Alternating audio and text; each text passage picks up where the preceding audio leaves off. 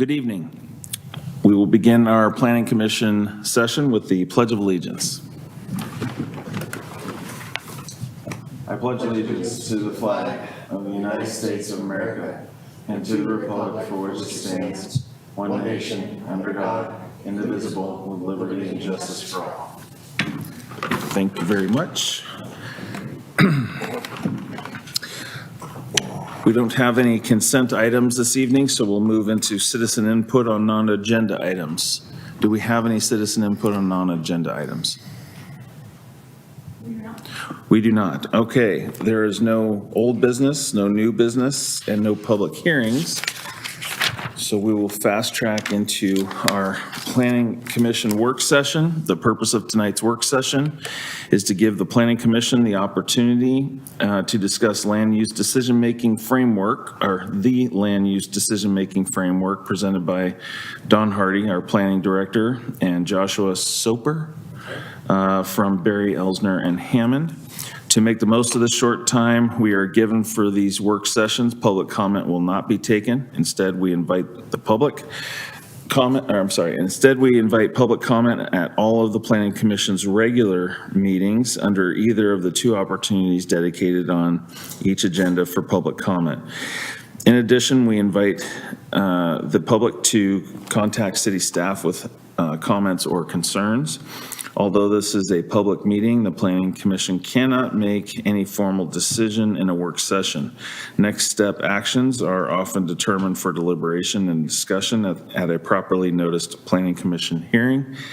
All that said, we will turn it over to Planning Director Hardy. Good evening, Chair Ellison and Planning Commissioners. This evening, we have Josh Soper here for Barry, Elsner, Hammond. He's going to lead us through a discussion of clear and objective standards, quasi-judicial proceedings, and legislative updates, recent legislative updates that state legislature just adopted. That'll be the last part of this, but I just wanted this to be interactive, and probably best if you have questions while he's going through this, just to go ahead and I want this to be conversational in that regard, and so we can, he'll have some examples of specifics, but I know you all will have examples as well that you might have questions on. And then our legislative updates we'll have at the end. Those were fairly specific this year. There were some fairly significant changes in land use proceedings at the state level, and we'll cover those tonight. And I'll just prelude of that is the review process for discretionary type 3 reviews. A lot of that has been shifted to a type 2. So I just wanted to preemptively let you know that it's going to be discussed tonight. We'll go into details with that, but that's from the state down, which they've removed some of the review authority at the local city level. Most specifically regarding housing, but it also relates to commercial and industrial projects to a lesser extent. So with that, I'm going to turn it over to Josh. And like I said, let's make this interactive. And if you have questions or examples that you wanted to pose, he's at your disposal tonight. And Josh has a good background in land use and represents a number of other cities doing the same thing. So with that, I'm going to turn it over to Josh. Thank you. So, as Don mentioned, I'm Josh Soper. I'm an attorney at Barry, Elsner, and Hammond. I've been doing municipal law and land use law for about 14 years now. My practice focuses on land use law. And as Don also mentioned, let's see here. This is... Well, as we're trying to figure that out, the next slide is going to show an overview of the topics we're going to discuss this evening. It's a wide-ranging series of topics, and so my encouragement for you, as Don said, is to not hold your questions to the end. It's much easier to take all the questions on each subject matter as they come and kind of have a conversation about each one rather than try to bounce back around through the slide deck after we get to the very end. So. I'm going to start off with a brief overview of some basics about land use law. Then we're going to cover an assortment of important issues, wrapping up with recent legislation. And then there'll be a time for questions at the end, but again, please don't save them till then. So just a little background and context here on land use law in Oregon. started about 50 years ago, over 50 years ago now, with Senate Bill 100, which was adopted in 1973. And there was a lot of concern at that time in Oregon about protecting farm and forest lands and preventing sprawl. If you read media accounts from the time that was passed, there's a lot of conversation about seeing what was happening in California and wanting to make sure it didn't happen here. So nothing much has changed in 50 plus years. But it was really also a unique and interesting time in Oregon politics, or an issue in Oregon politics that really united people from both political parties, urban and rural, kind of around this shared vision of we have some special resources here in Oregon that are important from a recreational standpoint, but also from an economic standpoint, and trying to protect those. And so the purpose of land use law in Oregon in a nutshell is to try to find a balancing act of protecting these various goals that can be complementary at times and competing at times. So those are livability, economic development, protecting resources, and just an overall goal of having efficient and orderly uses of land. So as I'm sure you're all aware, the state has a role in land use in Oregon. Counties and cities have a role in land use in Oregon. The state has established 19 statewide planning goals, and also the state legislature enacts statutes, and then those statutes are implemented and interpreted through administrative rules. The two main state agencies that you encounter in the context of land use, it's a bit of an alphabet soup. They took the same letters and put them in a different order to make it as difficult for everybody as possible. But those are DLCD and LCDC, which stands for the Department of Land Conservation and Development and the Land Conservation and Development Commission. DLCD is the agency charged primarily with land use issues in Oregon, and they are governed by LCDC, which is a board appointed by the governor. And then the other one that you'll encounter often, the other acronym at the state level, is LUBA, the Land Use Board of Appeals. That was created with the goal, kind of a twofold goal, of providing a first level of review on appeal from local decisions that would have those who are reviewing it have some more expertise in land use than what you would find in the court system generally.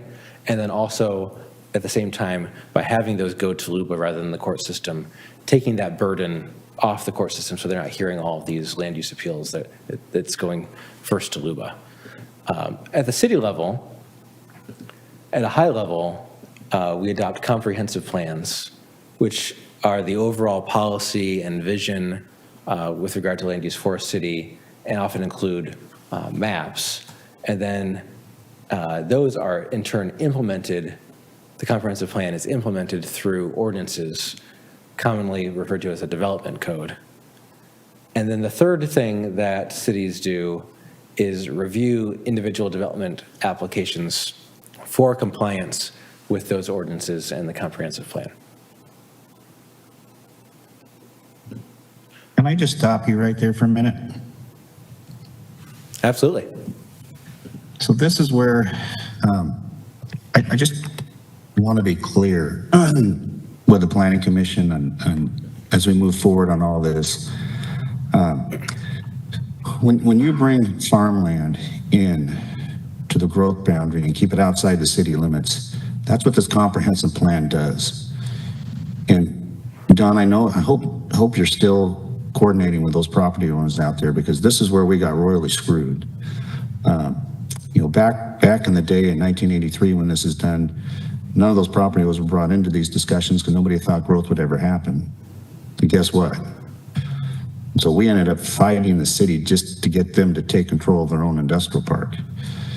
So with that fight, when we look at doing this as we go forward, we have to be working with those property owners. They have to understand when you bring in somebody in and their future zoning now is light industrial, heavy industrial, away from farming, you have just made those farms and houses worthless. And if you don't believe it, go look at my property in Walnut Street and my neighbor Palmer's next to me. Those two houses were just torn down last year. They couldn't get those houses torn down fast enough. So you got it. When we move forward on this, and I'm going to be adamant on this, there has to be a plan in place for those property owners that when they want to come in, that there's and annex in and then have the infrastructure, how's that going to get paid for? That was an incredible battle that it took, I don't know, 20 property owners and $100,000 with a land use attorney to get the city of Canby to even understand they owned that park. So I just, what we're doing here, I just envision this whole thing happening all over again, because down the road, when these guys want to come in, when they realize what's happening, they need to, because a lot of these farmers are going to retire and they can't sell their property, and they're going to need to come in, and there's going to be a whole different planning commission, a whole different council, probably a whole different staff. I mean, there's got to be things put in place here. Commissioner Llewellyn, all good points, and just because Josh is fairly new to that whole conversation, but not completely not knowledgeable about it, I just wanted to point out a few things that would help in that process, and you all, as the planning commissioners, will be involved in that process as well. We're fortunate enough to get a $250,000 grant from Department of Transportation, Oregon Department of Transportation, for concept planning, which really addresses a lot of those issues that you're speaking of, and that addresses the issue before property becomes annexed. Concept planning is a way to look at the designations of the property, the infrastructure of the property, the elements you're talking about, like who pays for the roads, what's the assumptions around those. So that's a process that will be started probably late summer, fall of 25, because we haven't received the grant yet, but we will be getting the grant and moving that forward. I think that will help greatly. The other part that we did talk to Josh about this morning is we definitely want this to be something that we are proactive about in terms of putting a urban growth boundary plan together that's been reviewed by our council, actually, and that's important, as well as the property owners, to your point. We're just not quite there yet on that in terms of those engagements, but there are some public venues that are coming up, another community summits coming up, and there'll be more work sessions, and the outreach piece that you're speaking about to property owners, I believe, is forthcoming as well. We're just not quite there yet on that piece. And I know that experience back in the 80s was not very smooth, it doesn't sound like. We're hoping to have a better course this time than we did back in the 80s. I can just tell you, if I was a landowner out there right now and understood this, I would fight you tooth and nail. I wouldn't let you bring my property in until I saw that plan, knowing what I know today. And so the concept planning is going to be something that we'll get into those details as we get a bit further on. It sounds like that tool wasn't used back in the day, and it was a bit of a challenge.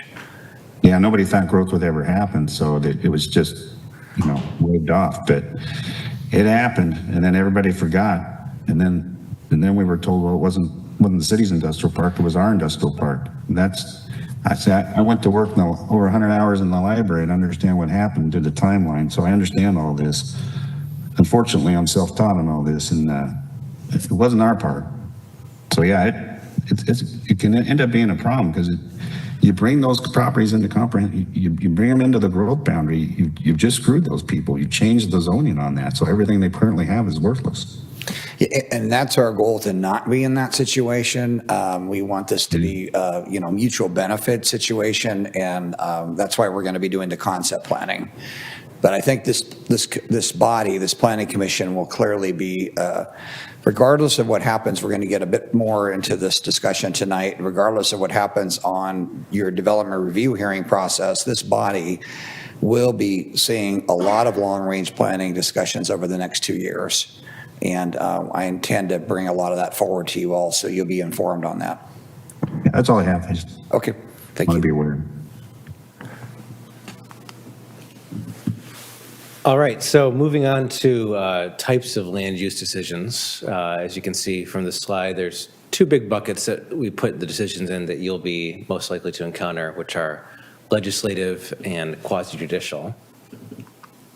In thinking about the differences between those two, it can be helpful to think back to what you probably learned in high school at some point.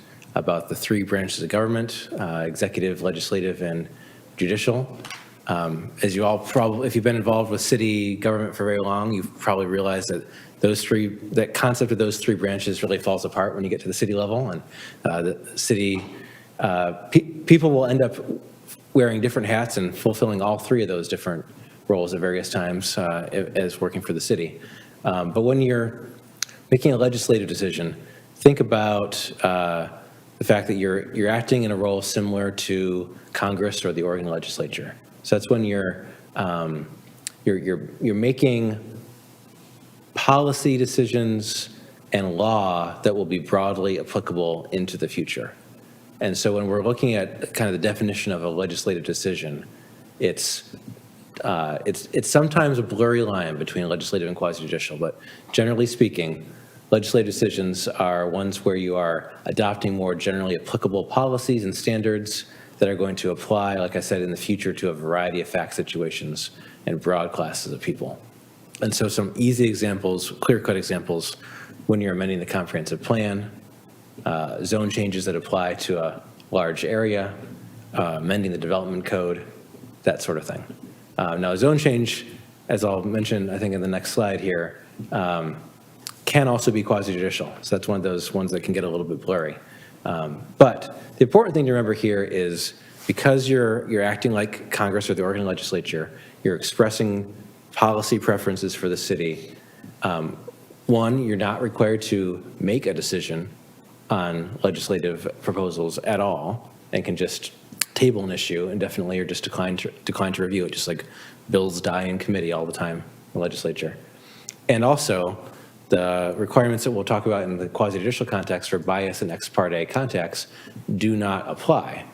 That might seem a little strange at first, but if you think about, again, legislative functions, people are elected to Congress specifically because of their biases, right? They're expected to bring their policy preferences and their goals to that role, and that applies when you're acting in a legislative capacity on the Planning Commission as well. And then if you think about, for better or for worse, how laws are made and the lobbying that goes on, right? That would be an ex parte contact in a quasi-judicial context, but it's perfectly permissible and expected in a legislative context. And so going out and talking to members of the community outside of the hearing process, getting that input is completely acceptable in the legislative context.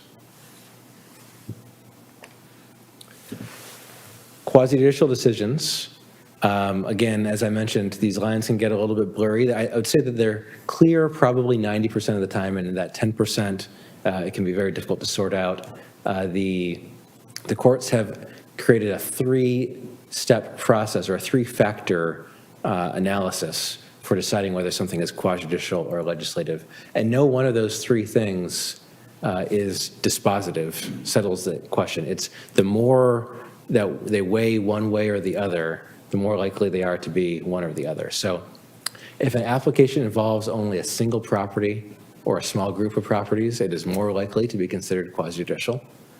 If the decision is based on pre-existing criteria, then it's more likely to be quasi-judicial. And if the city is required to make a decision, then it is more likely to be determined to be quasi-judicial. I say here most decisions you encounter will be quasi-judicial. That varies actually from community to community. It sounds like perhaps, at least in the upcoming year, you're going to be doing more long-range planning, which would be more legislative. But when somebody has an application that they're bringing in front of you for a development, that's the quintessential example of a quasi-judicial decision. And going back to those three branches of government, as the word judicial and quasi-judicial suggests, you're acting effectively as a judge, and that's why we have different rules that apply because of the expectations that we have as a society and as a form of government about how judges make their decisions, right? They're supposed to be neutral, unbiased decision makers, giving a fair opportunity to everybody, making their decision based on what is part of the official process in front of them and not based on, undue influence and people who are kind of getting to them behind the scenes and weighing in on the decision-making process. Any questions on the distinction between the two before we get into some of those specific requirements for quasi-judicial? Yes, so in one hat, we're in a legislative mode when we're doing comp planning, and we can do all the ex parte contact we want. But the second a application for a property comes, or a project comes up, that's it. That's where we draw the line. And we are to act as a neutral judge in a sense. Is there an expectation for dissenting opinions to comment and be recorded? If we have, let's say we have a split vote on, or not a split, but let's say we have a 3-4 or 4-5 vote or whatever it is on a particular project, are the nays required to state reasons why? Are we required to document why, or how does that work? No. So the only thing that needs to be, and we'll get to this when I talk about findings later on, the only thing that needs to be reduced to writing is the reasons for the ultimate result. So if it's a 4-3 vote, the reason that those 4 voted the way that they did, their analysis of the application and the criteria and the facts of the case, that's what needs to be reduced to writing, because that's what could ultimately be appealed. The dissenting, those folks who disagreed for whatever reason they disagreed, that does not need to be reduced to writing. Thank you. Great. So if there aren't any other questions on that, I'll get into bias. So in a nutshell, bias is when a decision is the product of somebody's either positive or negative bias rather than their independent review of the facts and the law. And what courts will ask when they're reviewing a question of whether somebody was biased or not is whether that person prejudged the application and reached a decision not based on the evidence in the record and the applicable criteria. That sounds relatively simple in concept. It is probably one of the most complicated in reality, and one of the ones where I get a lot of questions that it's very fact specific and difficult to walk and talk through. And so for this to illustrate, I'm going to provide some specific examples, and we'll talk a little bit about why the result was reached the way that it was. So the first one out of Depot Bay was when a city councilor, prior to making a decision, sent a letter to the mayor and the other councilors concluding that the applicant did not have the right to use the structure for the proposed use. So basically reaching a decision, their decision, before they even went through the hearings process. Not surprisingly, that city councilor was found to be biased. That is the textbook case of bias, when somebody has reached a conclusion before going through the process of hearing all the arguments and all the criteria. So that's a pretty easy one. They'll get a little more complicated as we move on. This one out of Cottage Grove, a city councilor had signed a letter to the editor encouraging the opponents of the project to leave town, and also requested police logs regarding the project's opponents and included them in the record. Again, not surprisingly, that person was found to be biased. The letter to the editor may or may not have been enough on its own. What the court really, or what LUBA really focused on in that case was the requesting of the police logs and including them in the record, because what that reveals is that that city councilor was stepping outside of their role of decision maker, which is to hear the evidence and consider it and reach a decision, and they were in fact acting as an advocate, creating evidence. Asking for police logs for the opposition and putting those in the record is a pretty egregious case, but this is an easy one that I've seen, and I'm not going to name any names, but I've seen some communities' decision makers probably innocently violate as well, because we live in an era of information at our fingertips. And we live in an era where doing your own research is something that a lot of people value. That is an important thing to not do when you are supposed to be a neutral decision maker, right? And so absolutely review all the information that's put in the staff report, the opponents or the proponents of an application. You can review the comprehensive plan, that sort of thing. What you should not be doing is going on the internet and looking up information, whether it's for or against, to do your own research. That is the role of the advocates. to bring that research to you. And Josh, what happens to these, do you know what happened to these folks in this case where they kicked off the committee or went to prison, or what happened? Yeah. Is it a civil, is it a They're criminal still in thing? prison to this day. This is from 2007. Bread and water only? Guantanamo Bay. No, they are. So what happens when a decision is the result of bias is that LUBA will do their favorite thing to do, which is remand it back to the city for a new proceeding with that person not participating in Got it. it. Right. So really, and that's an excellent point that I'll kind of get to with one of these later slides, but the consequence of not removing yourself from the proceeding when there's a bias issue is potentially mostly just a lot of wasted time and effort to go up to LUBA, argue about it, and then come back and make another decision. Yeah. Yeah. So this is one that surprises people sometimes. This is where a city councilor was a member of a church, and the church was the applicant. And LUBA found that that city councilor was not biased, despite being a member of the organization that was the applicant.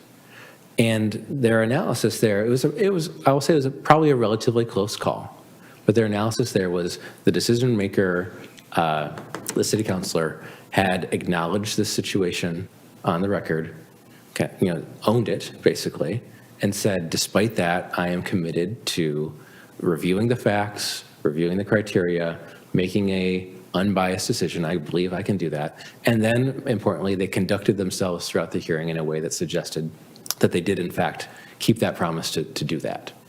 And so, two big takeaways from this case. One is that if you're in a situation where there's an allegation or a perception that maybe you are biased, and you're not going to recuse yourself, that's what you need to do, is you need to own the situation, and you need to commit to making an unbiased decision and then conduct yourself in that way throughout the hearing.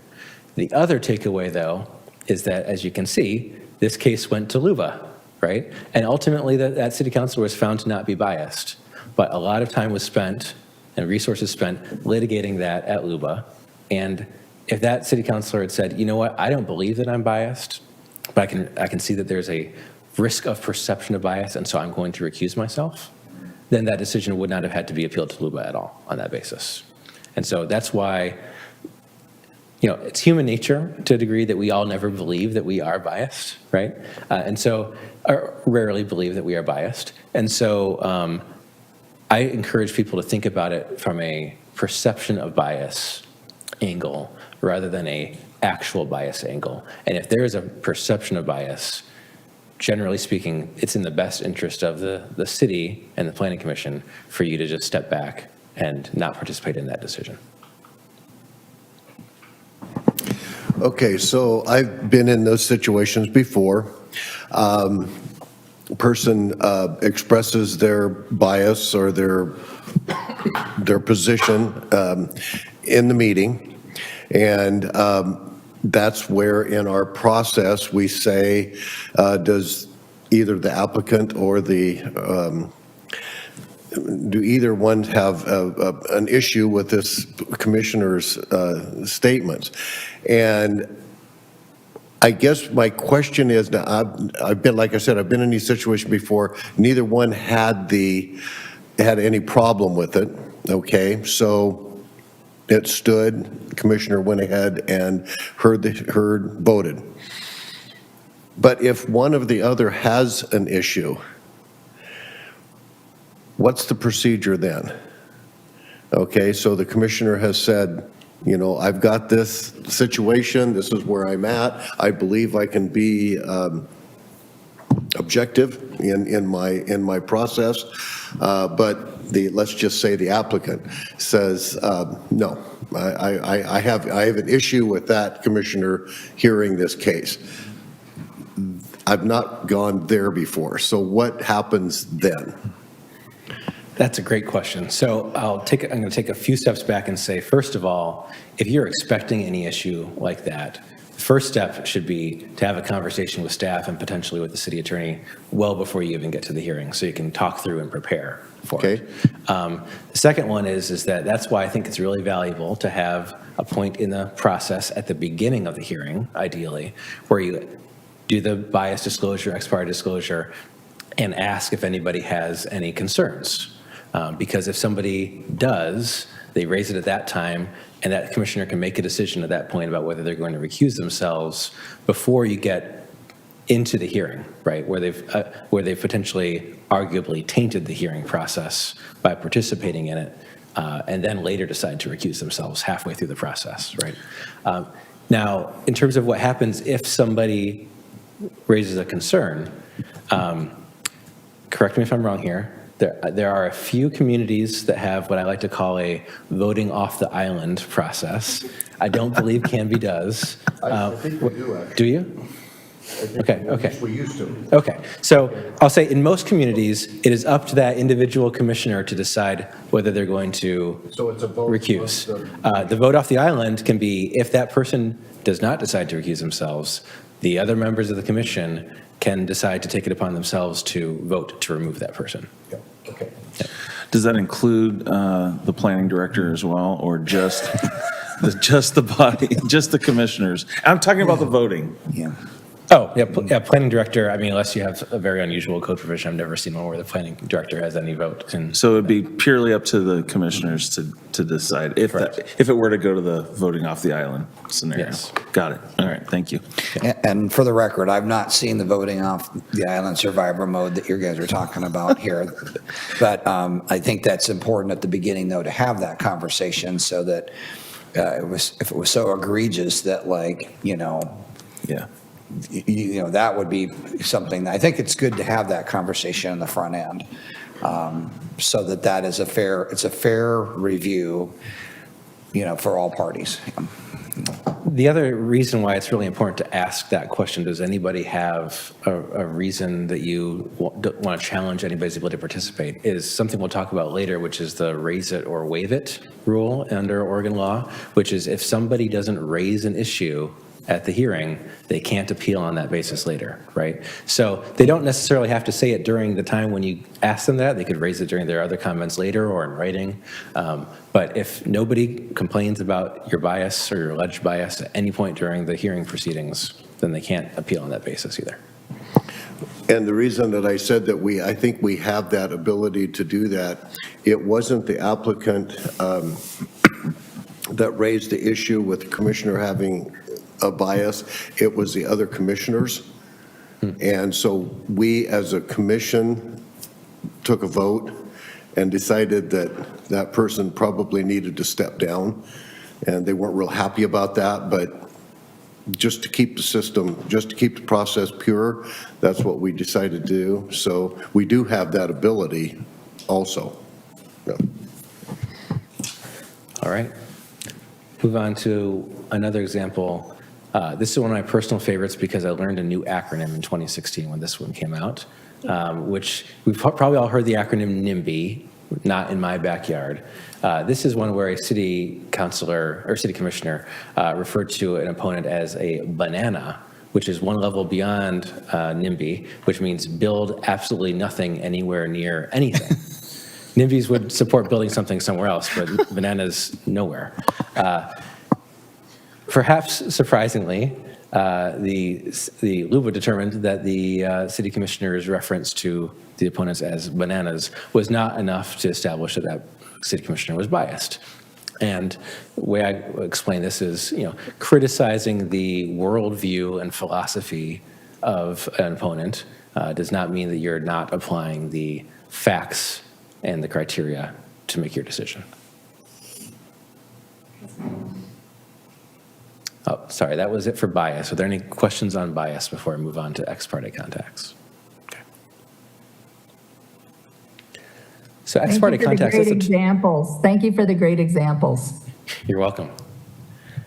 Ex parte contacts, that's the term we use as ex parte contacts. The important thing to understand here is that ex parte contacts is actually not just communications, but any information received outside of the record on a matter that's pending before the city. So that can include site visits and other types of information. The other thing that's important to note here is that unlike making a decision if you're biased, having an ex parte contact is not actually unlawful. You're allowed to have as many ex parte contacts as you want. What the law requires is that you disclose those ex parte contacts at the hearing. And where it can get tricky is that you're not just disclosing that an ex parte contact occurred, you're disclosing the substance of that ex parte contact, which if you have a lot of ex parte contacts or very wide-ranging ex parte contacts, can be very difficult to do in reality. It's easy to say, I was at the grocery store and John Doe came up to me and said that he's opposed to this application. It's harder to say he was opposed to this application for these 17 reasons and recount all of those. And the reason you need to put all that substance into the record in your disclosure is back to this principle of the fairness in the proceedings, that everybody who's a participant in the proceedings should know what information the decision maker has that could be forming a basis for their decision and have an opportunity to respond and refute that. It can sometimes be a little blurry whether something qualifies as an ex parte contact or not. And my recommendation is to always err on the side of over-disclosure, because there's no downside to disclosing something that was not an ex parte contact, and there's significant downside to failing to disclose. The difficulty in making those disclosures is why we discourage having ex parte contacts in the first place, even though they're not unlawful, because it can be difficult to meet that burden of disclosure. And so that's why I recommend just you avoid them as much as you can. It can be really difficult. And so to the extent you can, avoid them. To the extent you can't, I actually recommend if it's keep it as short as possible. And if it is more involved, take some notes, because you're going to need to be able to disclose that later. And it could be weeks later that you need to disclose that. There are a couple key exceptions here as well. Communications with staff are not ex parte contacts. You can talk to staff about an application as much as you want. And communications that are made before an application is submitted or after the final decision are not ex parte contacts. As I suggest on the slide, more on this later. Just a little preview there. Remand, so things can come back to you. So once you make a final decision, where I've seen things go wrong sometimes is there's a crowd full of people, you make a decision, you think you're done, you go out there and you have 20 ex parte contacts with members of the audience, and then something gets remanded back to you, and you have to disclose all those all over again. Josh, just a hypothetical example for discussion might be good.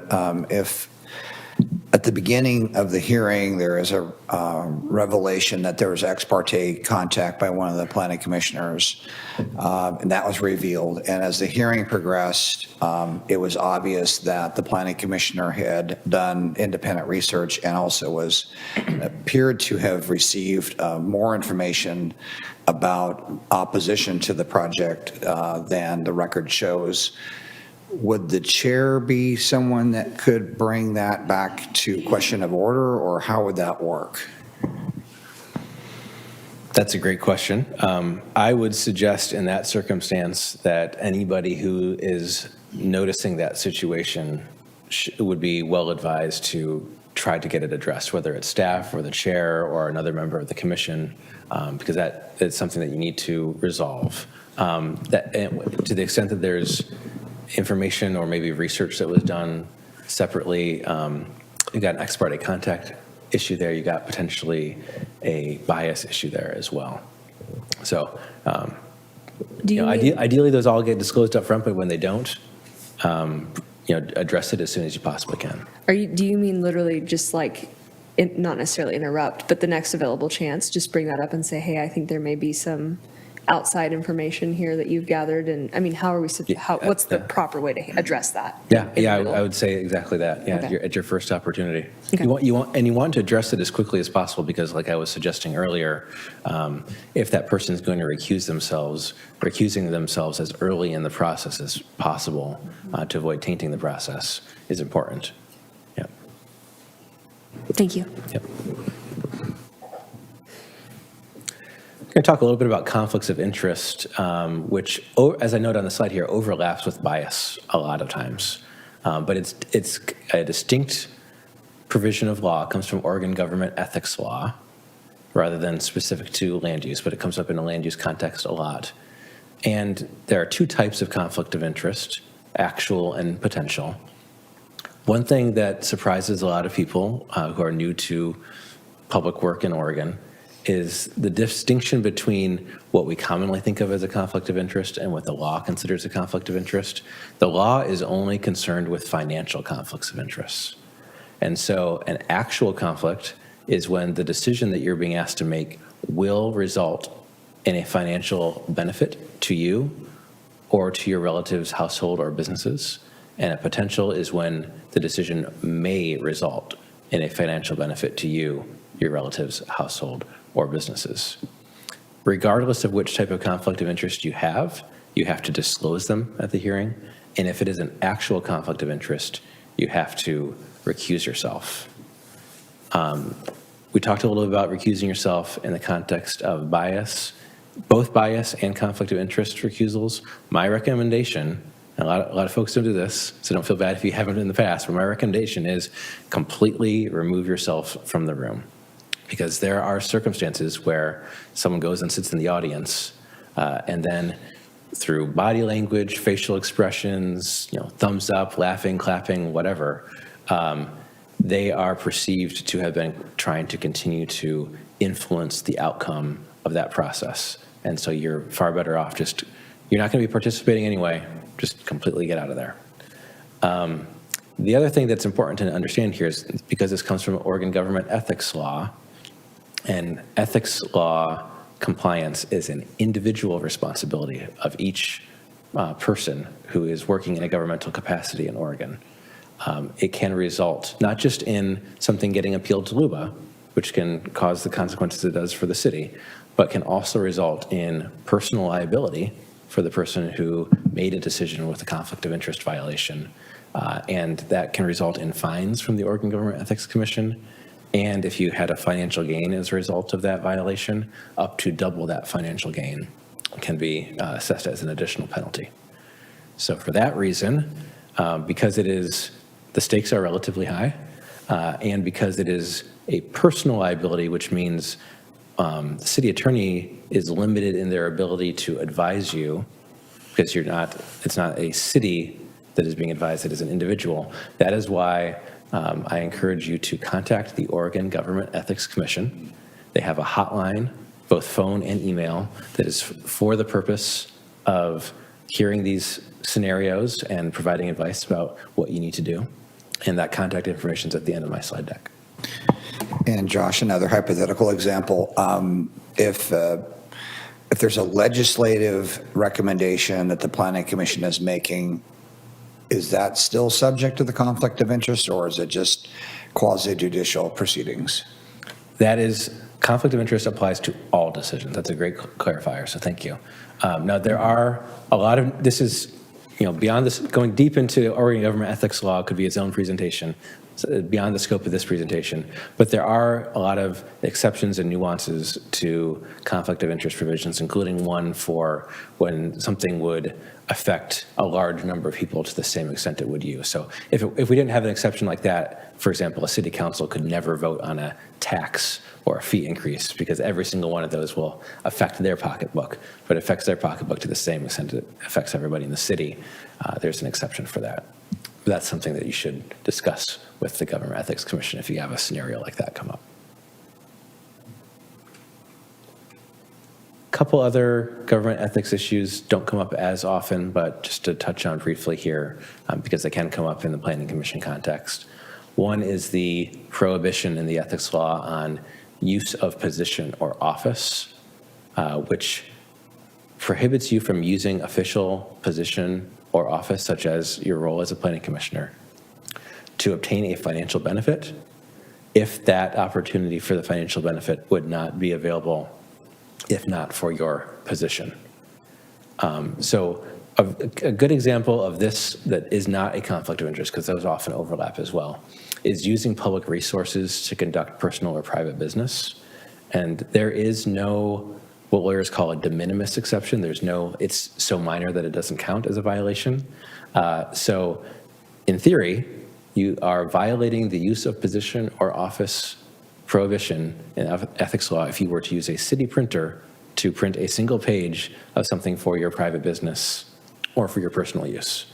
And so just to the extent that you have access to city resources, that's something to keep in mind. Another one is gifts.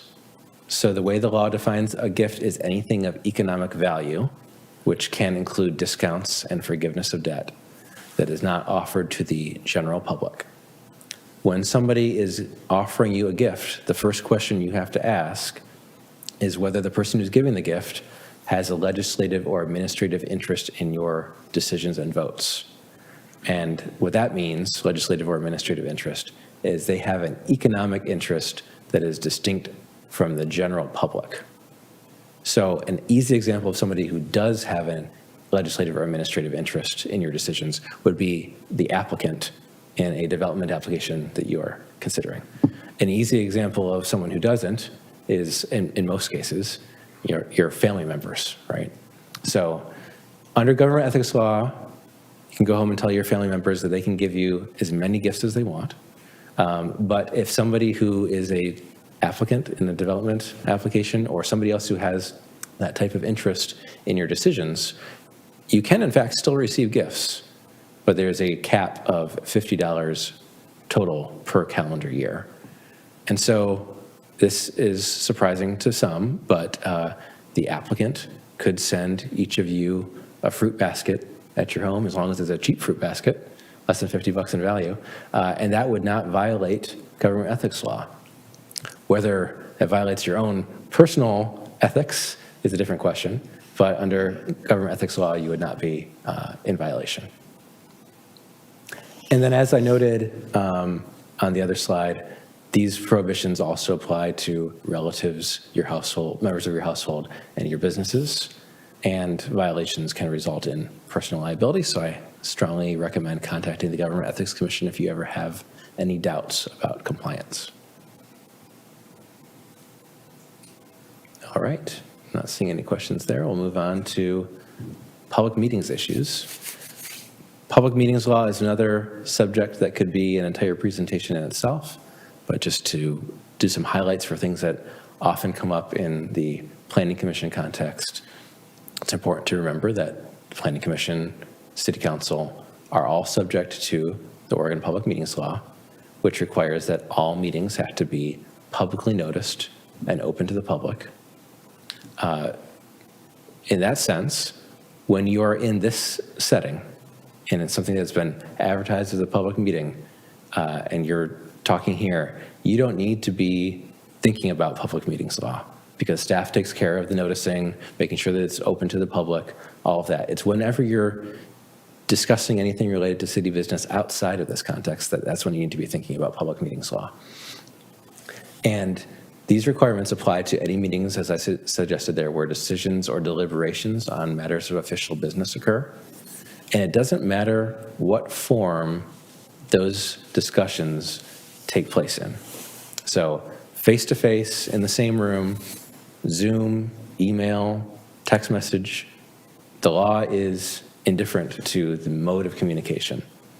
The other thing that we had changed relatively recently, based on some legislation in 2023, which was actually kind of codifying some cases out of Lane County that happened a few years before that, relates to this concept of serial meetings, which is the idea that you don't have to have a quorum of the Planning Commission contemporaneously communicating in order for that to constitute a meeting. So this only comes into play when you have a quorum involved.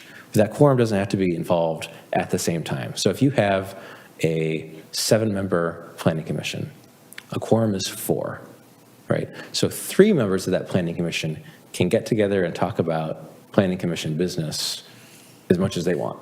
That's not a violation of public meetings law. If there's 4 getting together and talking about it, that's clearly a violation.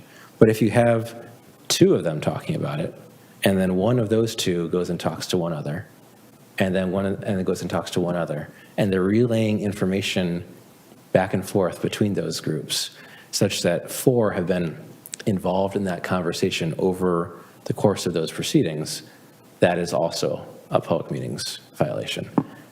It can happen that way through just members of the body communicating amongst each other. It can also happen through an intermediary.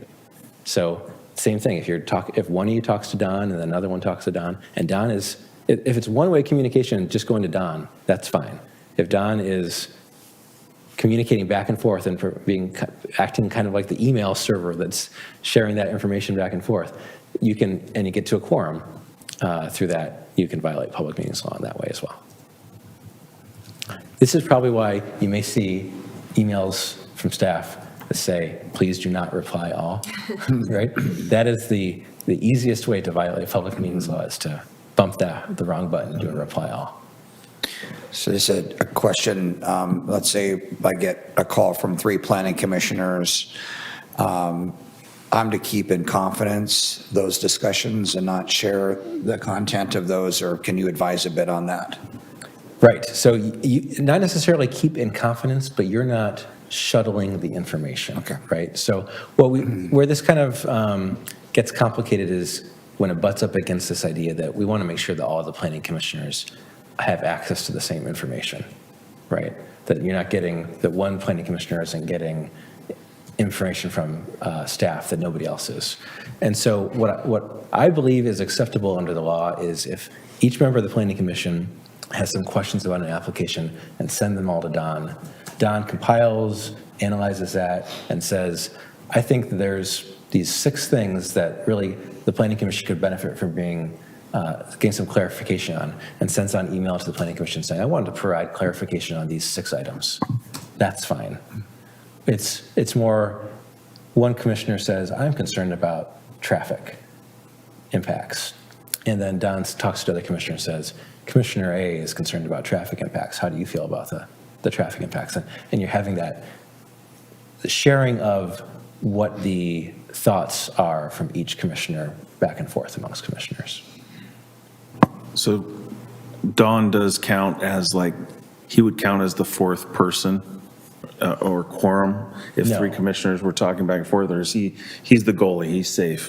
He's safe. He's potentially the intermediary. Okay. That last bullet there. Yeah. Which could be Don. It could be, anything. It could be a member of the public. It could be the applicant. Anybody who is shuttling that information. And just as advisory, I mean, would it make most sense for that to come from the chair to me if there are these questions? Because it feels like this could get way out of control. I mean, that's kind of informally what's going on, and that doesn't happen very often, but there are conversations that Matt and I do have once in a while.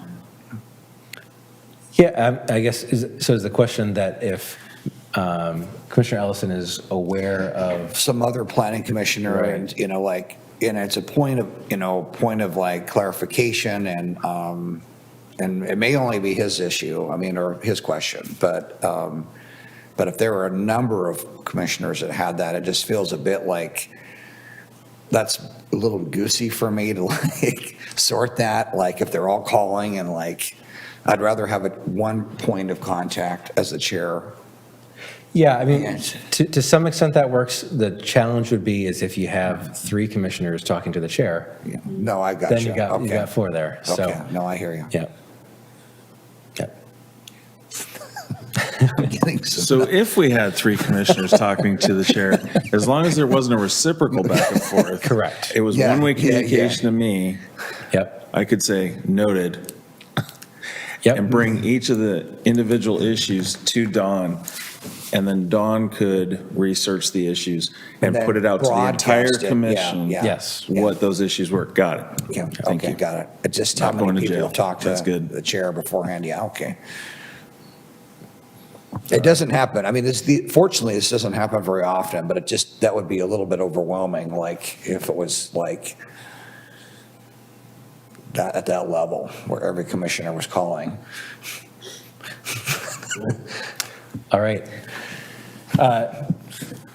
Moving on to requirements specific to hearings. So we've touched on a few of these already, but so there are specific requirements in both state law and in your development code related to notice that's required before a quasi-judicial hearing. Staff will typically provide a script to open the hearing, which will address a certain list of other requirements for things that have to be said at the beginning of a hearing, such as we talked about earlier, the raise it or waive it requirement. You have to notify people that if they don't raise an issue, they can't appeal on that basis. And identifying the criteria, that's another thing that's required to be part of the beginning of a hearing. This is one Don and I have been talking about quite a bit lately here, which is that at the initial evidentiary hearing, which just means the first hearing where evidence is being taken on a particular application, anyone can request time to present additional argument or evidence, and that must be granted. There's two options for how to grant that. The one that is probably most straightforward and easiest to understand for most people is a continuance, which is basically saying at some date in the future, at this location, at this time, in 2 weeks, we're going to come back here and we're going to do the same thing we're doing right now. We're going to take more testimony and evidence, and you're just going to have another opportunity to do this in 2 weeks. But Josh, this is a pretty succinct point where we close, in the script, we close the public testimony. Is this to say that they could, say, hey, I want to I mean, when you close the testimony, you're done, right? But is this to say that somebody can override that from the audience or the applicant? Well, so yes and no. So anybody can request that. And if they do, then you're going to have to, you can't be done. If somebody's requested that, you can't be done. Now, you can say, we're done, and nobody's requested it, and then they stick their hand up and they want to do it then. They've already had their opportunity. It's too late. So that's the raise it or waive it type. It applies. It's a similar concept, Okay. right? You've been given your opportunity to make this request. At this point, it's too late. Okay. But again, if somebody does request it, it does have to be granted. You could do the continuance that we just talked about. The other option is what's called an open record period, which is still going to require you to come back to have your deliberations, but you're not going to have another hearing. So you come back in a period of time, a future planning commission meeting, and in between there, you have an opportunity for people to submit things just in writing. And we commonly refer to this as a 777 extension, which is based on the number of days, 7 days for people to submit additional argument and evidence, 7 more days for people to respond to what was submitted in the first 7 days, and then the last 7 days is reserved for the applicant for their final rebuttal. They are not allowed to introduce any new evidence in that final rebuttal, but they get to do their final written argument. The reason the applicant gets special treatment under the statutes in terms of the final rebuttal is it's their burden of proof. They're the ones who have to convince you that the criteria have been met, and so they get the last word, essentially. That's my last bullet point there. Applicant is entitled under the law to 7 days after the record closes to submit their final written argument. So to the chair's question earlier, records closed, we're done. They still get 7 more days for final written argument. That surprises a lot of people. The reality is that virtually always the applicant waives that, either implicitly or directly, because they want a decision that evening. They're in a hurry to get their project going, get their approval. They don't want 7 more days to submit written argument, which based on most planning commission schedules means you're not going to get a decision for 2 weeks at least, right? And so that is routinely waived. I think best practice is to formally ask them if they're waiving it. Many communities don't do that and just rely on them to assert it if they want it. And John, go ahead. So the only caveat to that is getting into that 21-day rule, where we're bumping up against that, because if the applicant, you need to ask the applicant if you're willing, if we're bumping up against that, are you willing to waive that to give this process you're talking about time to do that? They normally say yes. The opponent, if they ask for a continuance and the applicant says, we're not in favor of that because we're not going to allow it to go past the 21 days. They want a decision. Where do we go there? Yeah, so it is possible for the city to get in between a rock and a hard place.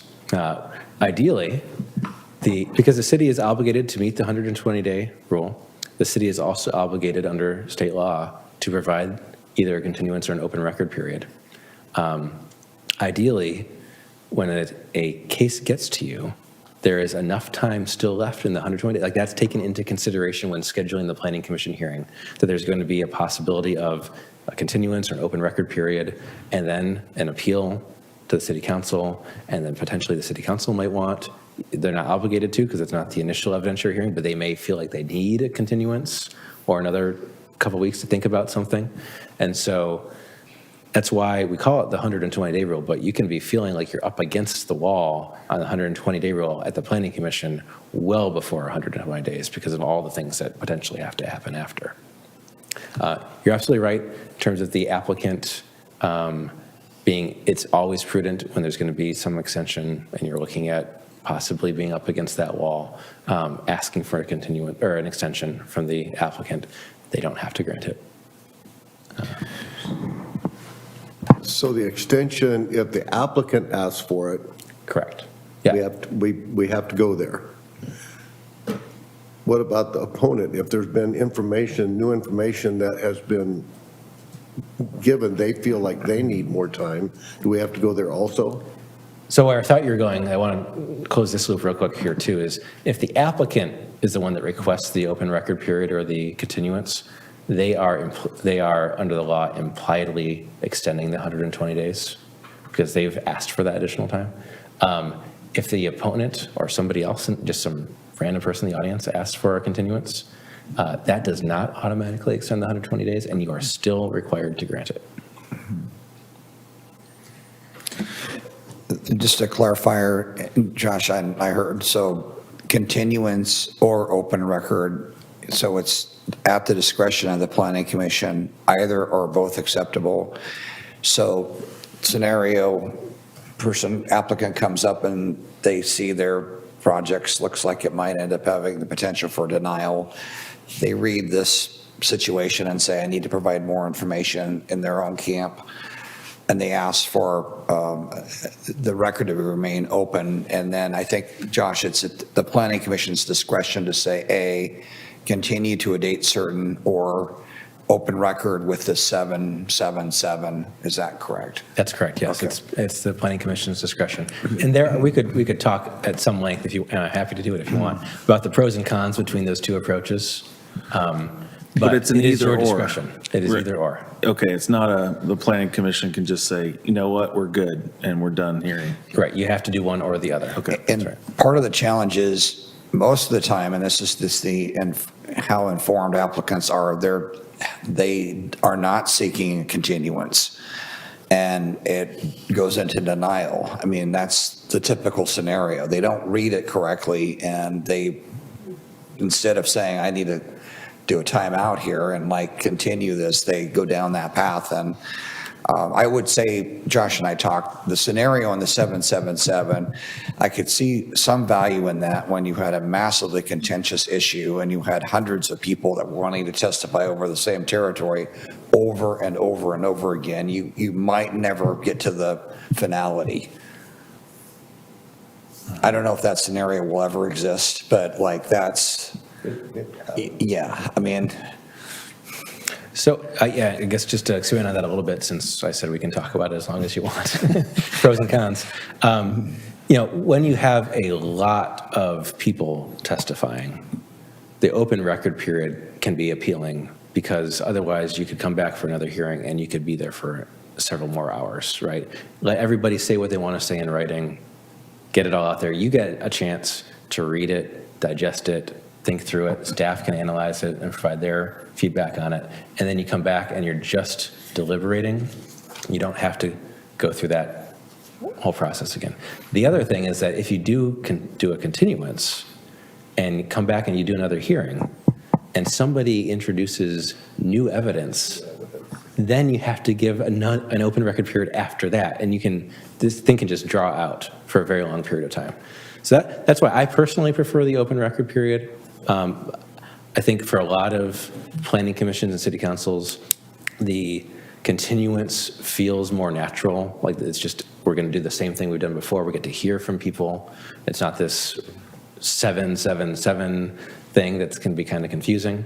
But I think there are, other than the fact that it can feel a little awkward, the written record period does have a lot of advantages.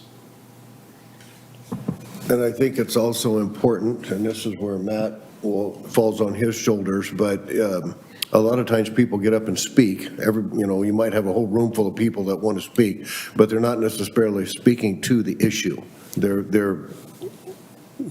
There's sometimes where there's a lot of feeling, and that's important for the chair then to just say, we need to bring this back to the issue at hand.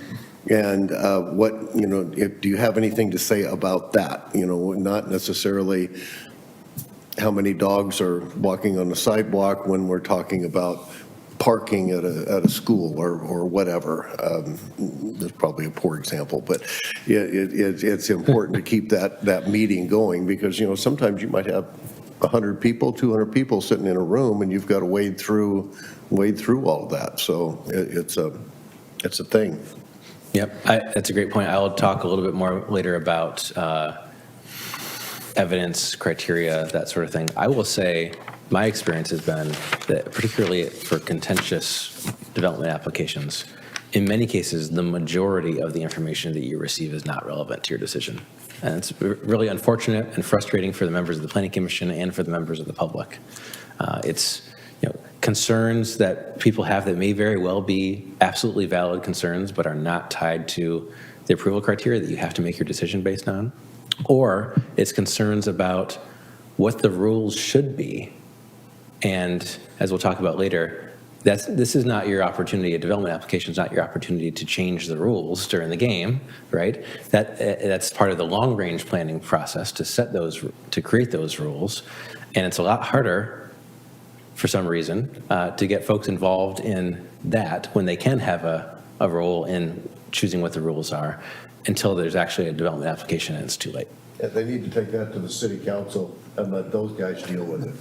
Right.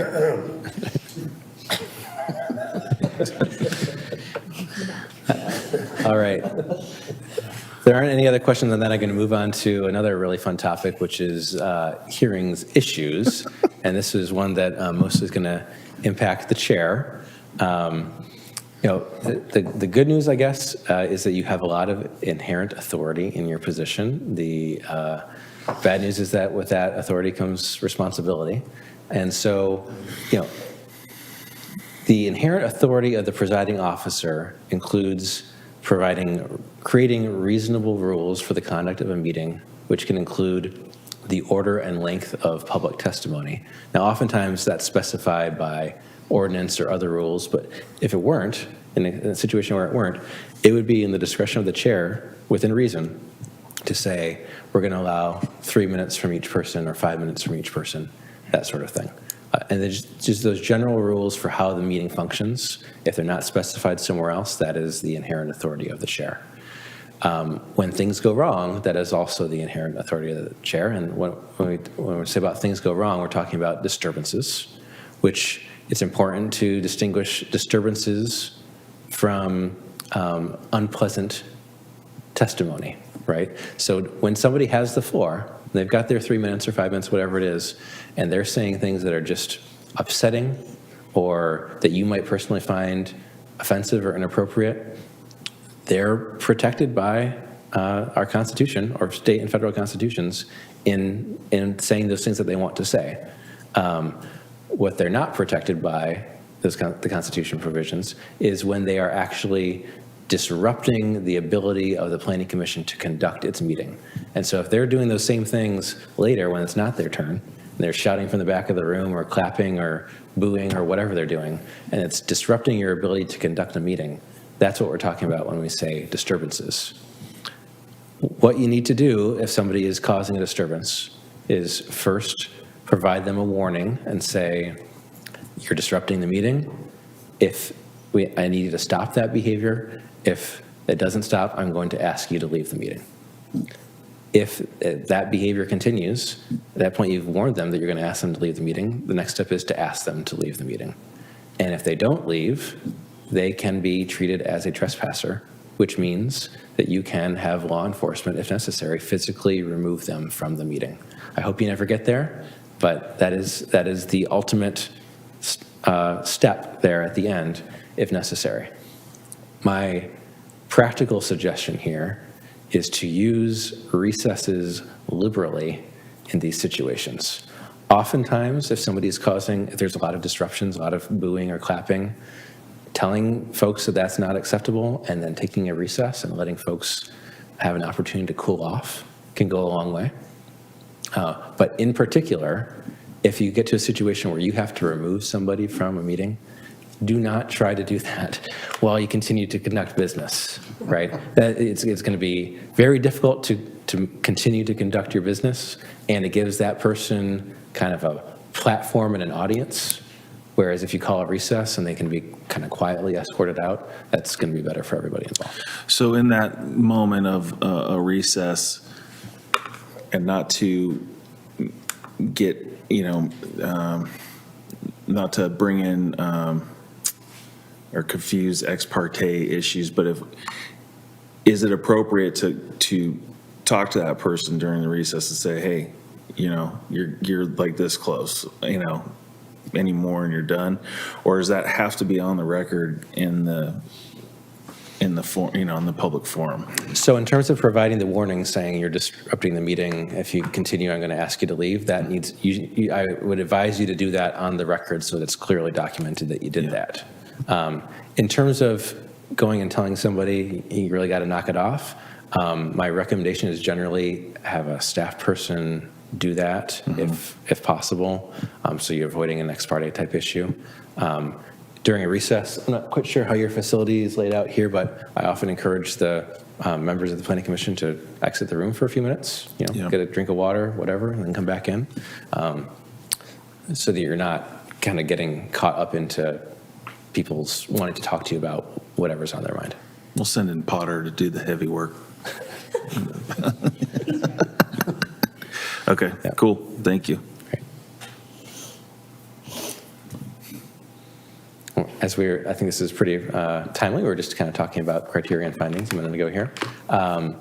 This is really this is a relatively short slide, but a critical part of understanding what your very limited role is in development applications, quasi-judicial decisions, which is your vote to approve or deny the application has to be based on the standards and criteria that have been adopted and nothing else. You have to look at the evidence that's been submitted in the case, apply it to those criteria, and make your decision exclusively on that basis. Findings, I think I see a question coming. Okay. Findings are another requirement of the law, which is when you do make your final decision, it's reduced to writing to lay out what the Planning Commission believes the applicable criteria were, what facts they relied on to reach their decision, and applying those facts to those criteria to show their analysis of how they determined that those criteria were either met or not met. When looking at evidence, the evidence that you can consider has to be what is called substantial evidence. And the very unhelpful definition that courts have provided for what is substantial evidence is evidence on which a reasonable person would rely. Awesome. So it is, I guess I will say, it is a relatively deferential standard, right? The courts are only going to say that you made your decision not based on substantial evidence, and therefore your decision is not valid. If your decision is the type of based on information that is not the type that a reasonable person would rely on, so something that is just totally uncredible, or just not something that they're not going to substitute. I guess what I'm trying to say is they're not going to substitute their judgment for yours, except in cases where the evidence was pretty out there. Now, where this often comes up is expert testimony versus non-expert testimony. And where that most often comes up in my experience is traffic impact. You have a traffic. It's like you've been watching Judy, our do you wanna hearings, speak man. up? It's so weird. I guess take comfort in the fact that you are not alone. Commissioner DeRoche is all over that one. I will not go so far as to say that when you have a traffic impact analysis, and it is the only one, right? There's not a competing traffic impact analysis. When you have one in the record, I won't go so far as to say that always prevails over the individual testimony, but you have to have a really good reason for it to not prevail over the individual testimony. And if you're going to have a situation where you're going to disregard a traffic engineer's traffic impact analysis without a competing one, you're going to want to very carefully explain in those findings what the flaws were, what often the mistaken assumptions or calculation errors or what have you in that traffic impact analysis that caused you to not deem it to be credible. When you do have competing evidence, whether it's two traffic impact analyses or one and a bunch of members of the audience saying something different, the other thing that you need to do in the findings is resolve those conflicts. So explain which evidence you found to be more credible and why.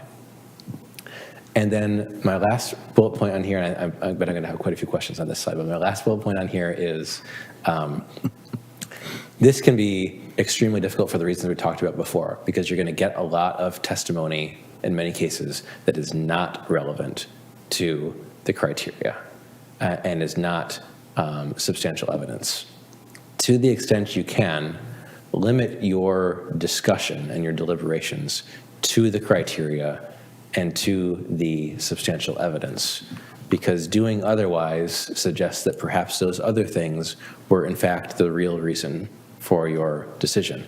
Now, if you have 40 people testify that they're concerned about the impacts on the schools or on their property values, and those aren't approval criteria, it can be really difficult in reality to just say, too bad, so sad, right? Mm-hmm. So some level of like acknowledging that we hear your concerns, we appreciate your concerns. Your concerns may very well be valid, but unfortunately our hands are tied, right? We have to, in this process, look only at these criteria. That you're much better off doing that than getting into a deliberation about impacts on the schools or people's property values. So, the only way that I've found around that is that when people come to a meeting, they're going to come to a meeting and there are going to be a number of people show up at the meeting, and they go to the planning department and they say, you know, we're going to come, we're going to speak to this. I think it's really critical that those people are instructed to what you just said. They have to speak to the criteria. Everybody wants to be a NIMBY, and that's not in my backyard. And whatever it is, whether it's traffic, whether it's fences, whether it's, you name it, there's a whole list of things. But those people have to come and they have to speak to the criteria. And if they don't, it's our job to listen to them. But if they don't address the criteria, we have to go based on the criteria. And I don't know how many times, I mean, traffic is, you know, we live here. And, you know, the traffic studies always come back, traffic is fine, there's no problem. And I'm the one dodging the dump trucks going down 99 and on the side streets and, you know, wherever. But the traffic study says there's not a problem. It's really, really hard to sit here and be objective and look at that traffic study and say, you know, that's a bitter pill, we just have to accept it. I don't know any way around that. But for the people that come and speak to it, they need to be instructed that they have to speak to the criteria if they're going to come to the meeting. And makes our job easier if they speak to the criteria, because I can sit up here all day long, and if I feel like there's a criteria that's not being met, but I haven't had the ability to research it, prior to and whatnot, the people that are coming to speak to that can. And so it makes our job easier if they do that. And I'll listen to anybody that can speak to the criteria and give me black and white reasons why this application does or does not meet the criteria. And it goes both ways. So I think that it's really important for people when they come to our planning department that they're instructed that this is the way this works. And to help our planning commissioners make a decision in the way that you may think you want it to go, you need to speak to the criteria, and these are the criteria. So I think that's critical as far as our job is concerned. We've also had opponent and proponent address each other in the meeting. You got one person delivering evidence or making a statement, stating their case up at the table, but then, you have the peanut gallery wanting to counter from the audience. And so in that particular instance, that would be considered a disruption. That's right. And we need to shut it down and just keep that communication from the applicant to the dais or an opponent to the dais and not That's right. crosstalk. Yep. Okay. So similar but different, because I think part of what spurred this whole situation happening is we had a hearing a little while ago, and we all voted, made our decision, however we were going to vote. I don't remember how it all shook out. I did not necessarily feel comfortable voting yes, but I felt like I wanted more information, more time, if anything, just to comprehend all of what was being presented in that moment beyond the staff findings prior to that. And when we voted, there were a handful of people that were not thrilled with the outcome that were in the audience and up here as well. And I was like, okay, can we have a rundown? Because I feel like I wasn't ready. I didn't want to say no, but I felt like I would get in trouble, or we could, potentially get in legal trouble if I voted nay. And if we ended up, if the nays had it, then we could potentially get in trouble saying no, but I just didn't, but they technically met the criteria. So I didn't know what I was supposed to do in that situation. We didn't really have the opportunity to discuss it in great detail. And so I voted, yay, and most of the other folks did as well, I believe, if I remember correctly. But it didn't feel right. It didn't feel good. And so I just struggle with that, because I know we can't, if Walmart wants to come in and put a Walmart here, and we don't want that to happen for whatever reason, I understand we must set that aside and look at the application. If they meet all the criteria, great. Our hands are kind of tied. We have to say yes no matter what. I understand that. But when we want a little bit more information or more concrete details for things was it motions? I think there were not motions, a couple of other requirements that we had said. I would have loved a little bit more opportunity to see those come back in writing instead of just saying, yeah, we'll do that, and then it gets sent to the city council. So is there any, is that when you would do a continuance or whatever we were discussing a little bit earlier? That's what I'm not sure about. I don't fully understand. Yeah, so earlier we were talking about when the Planning Commission is legally obligated to provide a continuance or an open record period. You can also, if your 120-day clock allows, do a continuance just because you want to. Or even not a continuance, you could say, we're closing the hearing, we're done, we need some time to digest this, we're going to come back in 2 weeks and just deliberate.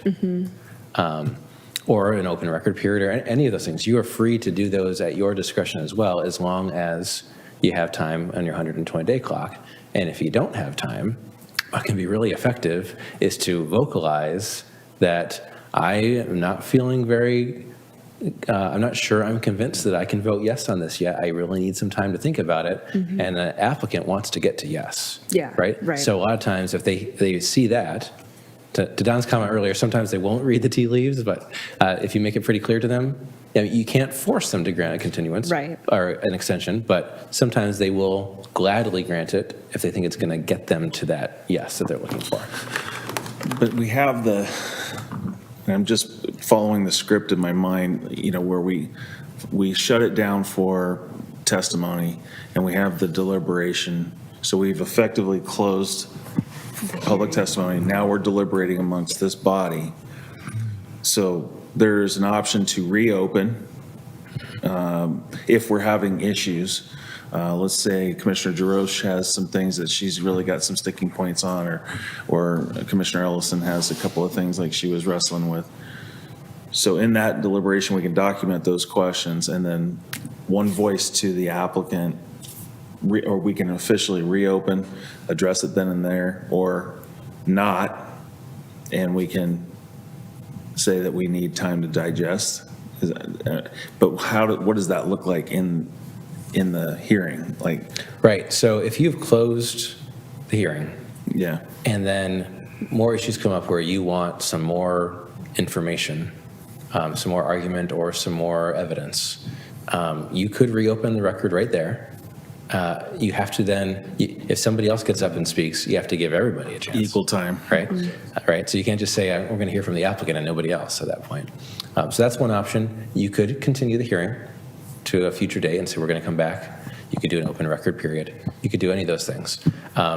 If you just want some time to consider and deliberate and you're concerned about the 120 days, you can ask the applicant to extend the 120 days. That's not new argument or evidence. Okay. So you don't have to reopen the record for that. You're just asking them, will you extend the 120 days? We'll talk about the 120-day rule in a later slide, but one important thing is to get that in writing right then and there before you act on it and assume that it's done, because it's rare, but I have seen some people have second thoughts. They extend it orally and then they change their mind later, and it has to be in writing to be effective under the statute. And just maybe an observation.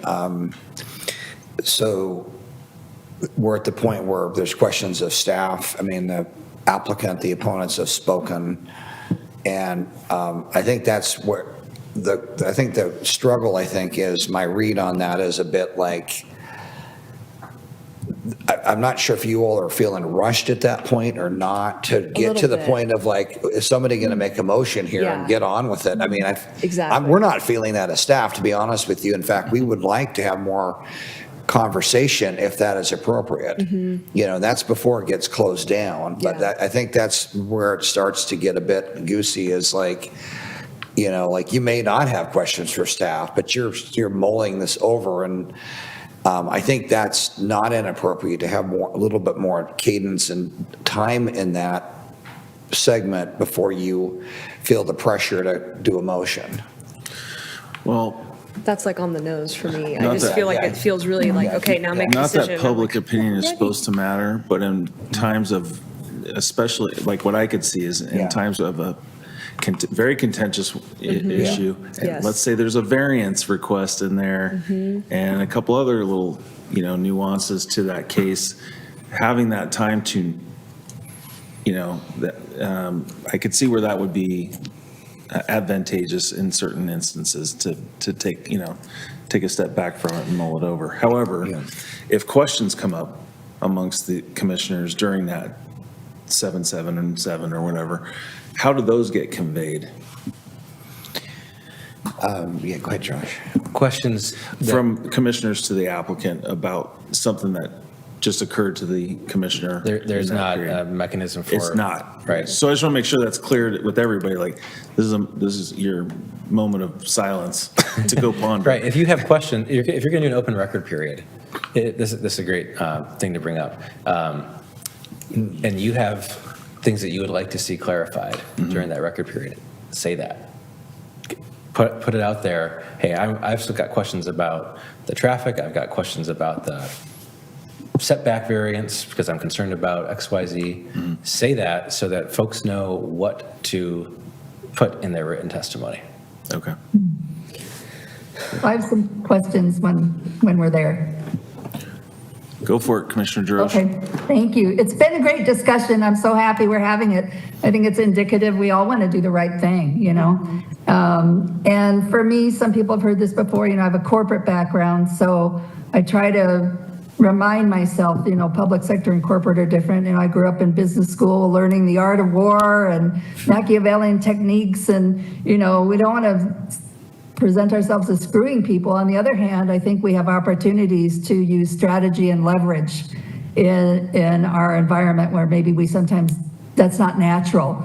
And even at the highest level, without getting political, if somebody's changing tariffs, are they doing it because we have a trade imbalance, or are they trying to solve a different problem? And it's tariffs that allow us, we can leverage that without getting political. So my perspective is, if I've got an application in front of me and it has something special about it, whether it's a conditional use permit, which I can say no to, and I think what we heard is I don't have to say why. Personally, I'm talking Judy here as a member of the commission. I don't have to say why. I can just say, I don't agree with that conditional use permit, or I don't agree with that variance. That's all I have to say. But really what I'm trying to do is use that as leverage, because there's a bigger problem that we should be able to take a stand on, but just the current laws don't allow us to. And I'm not going to say anything about that. So people might twist their head and think, why is Judy saying no to that? Because that's the only way I can say no. I don't have an issue with Canby traffic. I'm from LA, for goodness sakes. Traffic is relative. But we do have intersections that are deemed, the word's not unsafe, what is it, maxed out or whatever they are. And we're adding to that problem. And I don't want to, as a citizen of Canby, continue to add to that problem by approving applications that have pretty big impact. And if my only leverage is to say no to a conditional use permit, and I'm doing that ethically, I'm not doing that because I don't like the color of their skin or whatever, that's how government works, in my mind. So I'll say a few things in response to that. Okay. One is that you're absolutely right that there is some level of strategy that goes into how people approach land use issues. And so you will often see, for example, if there's a very organized opposition to a project and they hire a good land use attorney, that land use, the folks there are all opposed to the project because traffic or because of impact on their property values or whatever. That land use attorney is going to find every hole in that application and point out things that nobody there actually maybe even cares about, but they're looking at everything they can do to get to know on that application. So they're going to be saying that your grading plan is insufficient, and nobody who hired them had expressed any concern about a grading plan, right? So that's absolutely true. I will say, even when you're in a conditional use permit or other discretionary process or decision-making process, you do still need to apply the criteria. Oftentimes those criteria are a little more nebulous or open-ended, but it does still have to be tied back to those criteria. Yes. And you do need to still, maybe an individual commissioner does not need to necessarily articulate their reason for their vote, but the Planning Commission as a whole needs to articulate their reason for their vote so that staff can prepare appropriate findings. So a perfect example is if staff comes forward with a recommendation of approval and Planning Commission reaches a different conclusion, or vice versa. Staff needs to understand what your reasons are for that in order to be able to write findings to support that will hold up on appeal. So even in the case of a variance request or a conditional use request, and we say no, somebody on the commission or the planning department has to be able to articulate why there was a no to a variance request or a conditional. And it has to be. And it has to be tied back to the criteria. So Right. I'm not familiar with what your specific criteria are. I will use an example from a different community in a very discretionary process that they used a lot, planned unit developments, right? Which are subdivisions that essentially allow you to have a lot more discretion and flexibility. One of their criteria was something along the lines of like compatibility with the surrounding area, Okay. right? Now, there's a lot of flexibility in what compatibility with the surrounding area means.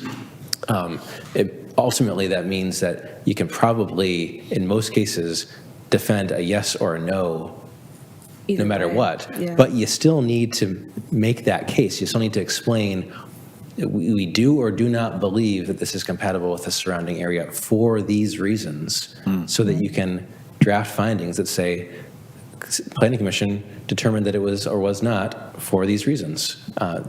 Otherwise, if that gets appealed, the LUBA will remand and say those findings were inadequate, and you need to draft better findings. So for example, if they're saying, Fortunately, I think my experiences, ours are a little more specific, and, you know, if somebody comes with a conditional use permit, because, I'm just gonna make this up, that it needs to be purple, the building needs to be purple, and we can't, you know, I'm not gonna say I don't like purple, I'm gonna say that sets a precedent that we don't want in the city. That's pretty easy from my perspective. It's a specific that they're asking for that we don't want to, that my personal opinion is we don't want to set a precedent. That's an easy, you know, we're dealing with big businesses here, and, you know, they're neither friend or foe. They're not angels walking around with halos. We've had some applications when, without getting into specifics, they come to us with very inaccurate information, and when, you know, we say no and it gets remanded back to us, they just change the numbers. You know, we've seen that. So these are big businesses we're dealing with. They use, you know, they use their own leverage and strategy too. So anyway. but if we were looking at a variance type of a scenario and we just say no, and it's a no because the code is the code, does that meet the criteria? Right. Is that what we're talking about? The code is 15 feet, you're asking for 10, we say no, we're sticking to the code, thanks.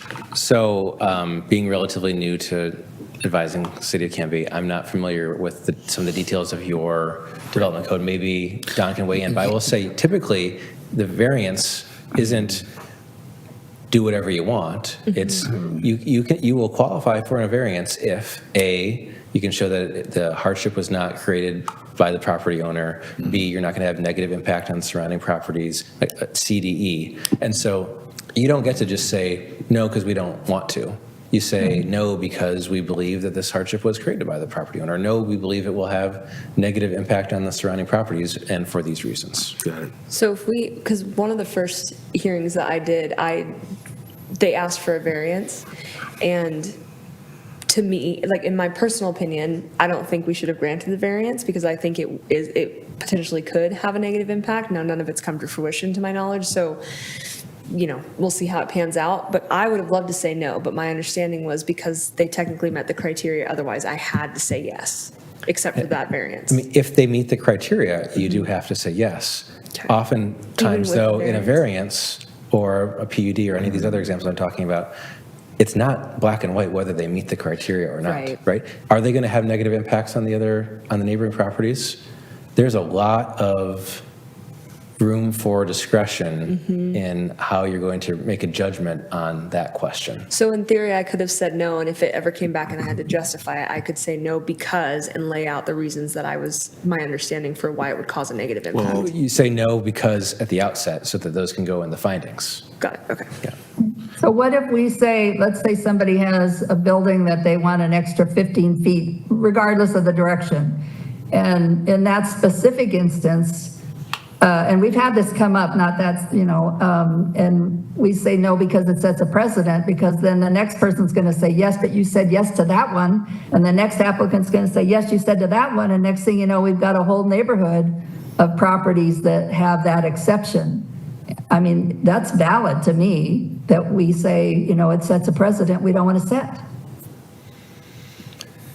So you do still need to tie it back to the criteria. You can't just say no because it sets a bad precedent. You have to say no because I think that this extra 15 feet is going to negatively impact the neighboring properties for this reason. And If it gets repeated 10 times over by the next applicants. I mean, you have to evaluate each application against the criteria on its own. Wow. So I guess I would encourage not focusing on precedent as a basis for decisions for two reasons. One, because you have to evaluate each application on its own, and two, because precedent in planning commission decisions is actually there's not really a legal precedent. There's a perception precedent maybe where people will feel like things aren't fair, but your obligation actually when you're making a decision is to each time make the correct decision, regardless of whether you've made prior incorrect decisions. And so Okay. there have been That's cases really- that have gone to LUBA where somebody says, you told me I can't get a setback variance, but you have granted the last 10 setback variances. And the response is, well, we may have made a mistake on some of those, but we got this one right. And what LUBA is going to look at is, did you get this one right? Did you apply the criteria to the facts in this case, regardless of what happened before? Okay, that's helpful, thank you. But, we've had some applicants that have come to us and said, we want this exception because we know you've granted it before. So they try to use that against us. Oh, yes, they will try Because we made to. an individual decision, okay, we'll allow one purple building, but we don't want the entire industrial section to be purple, just as an example. Yeah. So conversely, they really shouldn't use that as, as criteria for us to say, well, you said yes to Joe, now you got to say yes to us. That's a great example of, I think, what we were talking about earlier in terms of the arguments that you will receive almost in every development application that are not actually relevant to your decision, Yeah. right? And you can absolutely say that to the applicant. Say, that's great. I hear what you're saying. That's not a criteria for our decision. Okay, thank you. Thank you for that clarification. Man, I've gotten way more out of this than the first two I've done. This is awesome. I Great. really appreciate it. This is great so far. I got a lot of notes. It's wonderful. And I'm glad you guys are, and gals are enjoying this. I think it was, we haven't quite finished. We still have some ways to go here Yes. tonight. Yes. But, I think this is good. And the one piece I was just going to ask, just as a request is, I think having, back to this discussion about questions, I think it is important to have a finality on closing the hearing and not to reopen that. That seems really a bad situation where, there may be exceptions to that when you reopen it. I've rarely seen that happen, at least at council, where there's been a reopening. I mean, it just doesn't happen.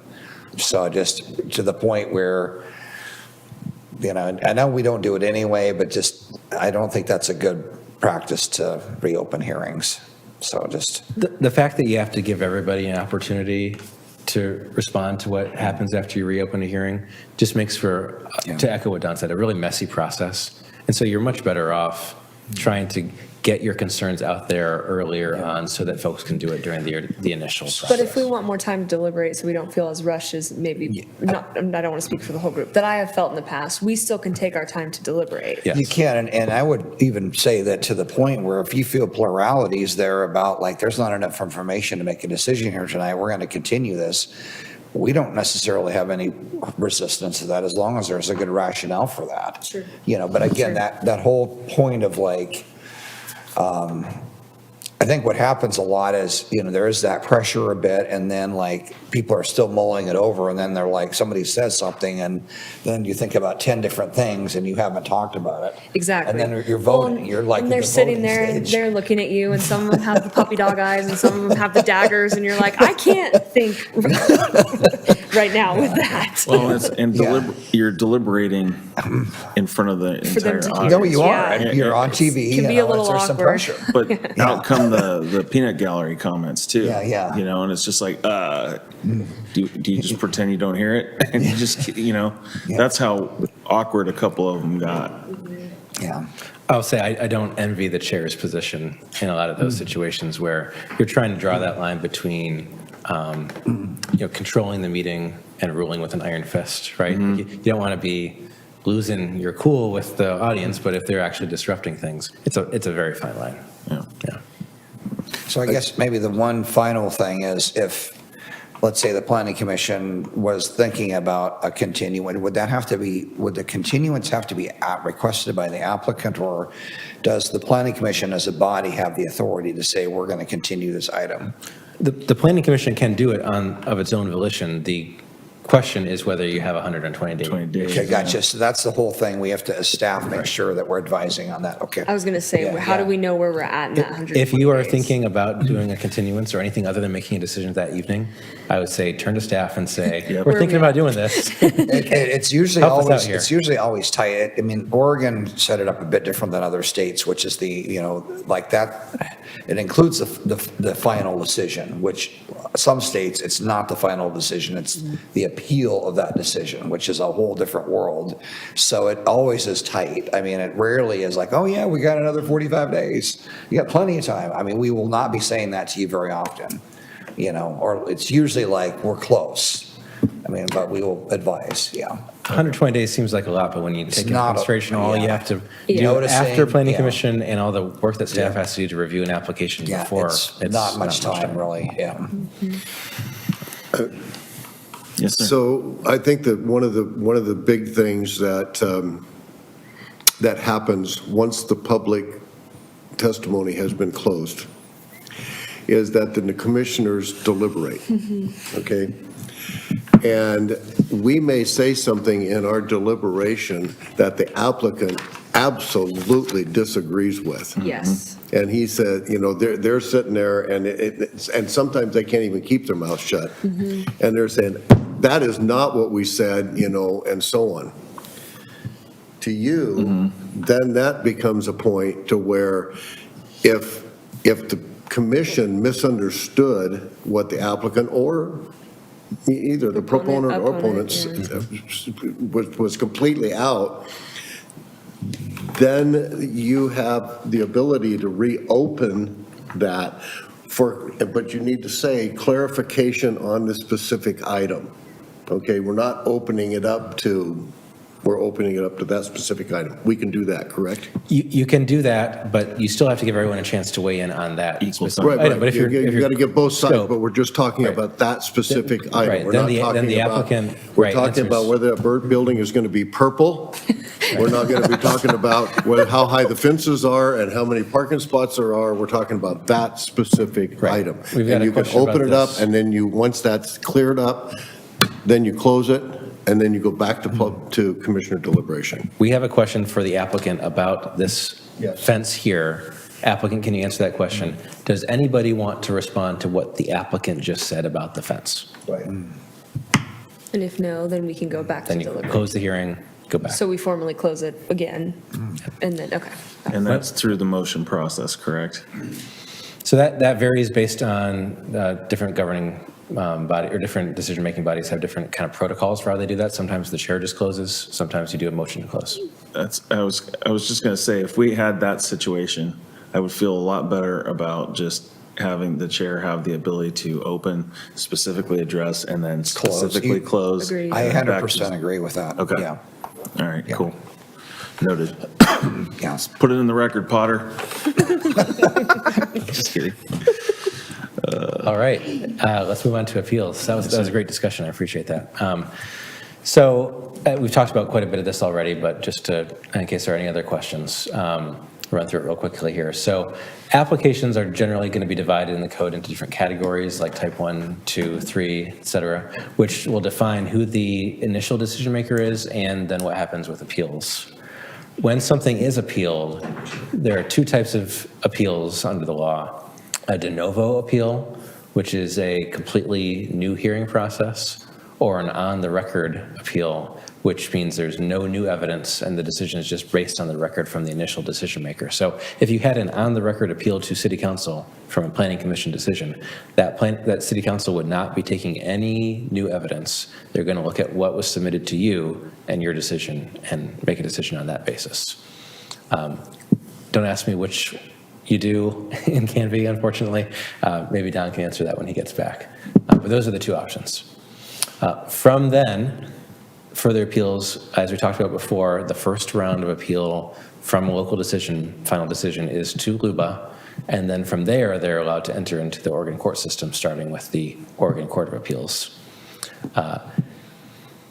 LUBA and then the subsequent courts can do one of three things. They can affirm a decision, they can reverse a decision, or they can remand a decision. And their favorite thing to do is remand a decision. That's also good. Yeah, we do get sometimes affirmed and reversed, sometimes, but very often. And part of that is just the nature of the beast, that these applications, there's so many criteria to look at, so many hundreds of pages of documents. Often there is something that was missed that you can get a remand on. As we talked about earlier, though, because remands can happen, you have to keep in mind that you may be asked to consider, again, something that you've considered before. So keep that in mind for ex parte contacts, but also for bias. You don't want to be making statements after you make your decision that suggest that you had some sort of a bias. Got it. Talked a bit about the 120-day rule, but let's dive into that a little bit deeper here. So this is the requirement under Oregon law that the final decision from a city, including all the local appeals, has to be made within 120 days after the application is deemed complete. There are two consequences if a city fails to meet that deadline, one of which happens a lot more often than the other, because the applicant can exercise either or both of them. One is that it requires the city to refund 50% of the fees or deposits, or the unexpended portion of their fees or deposits, whichever is greater. That's the one that there's not really much downside to an applicant exercising that. The other, which seems like it would be more common than it is, but isn't for practical reasons, is that it allows the applicant to then go to circuit court and file what's called a writ of mandamus and basically take jurisdiction of that case from the local jurisdiction into the circuit court, where the circuit court will approve the land use application unless the city can show that approval would violate the code. I think when the Oregon legislature put that in place, they thought that was going to be a big hammer to enforce that 120 days. And it can be in egregious circumstances. The reality, though, is that applicants don't want to do that either, because that is a time-consuming and expensive process.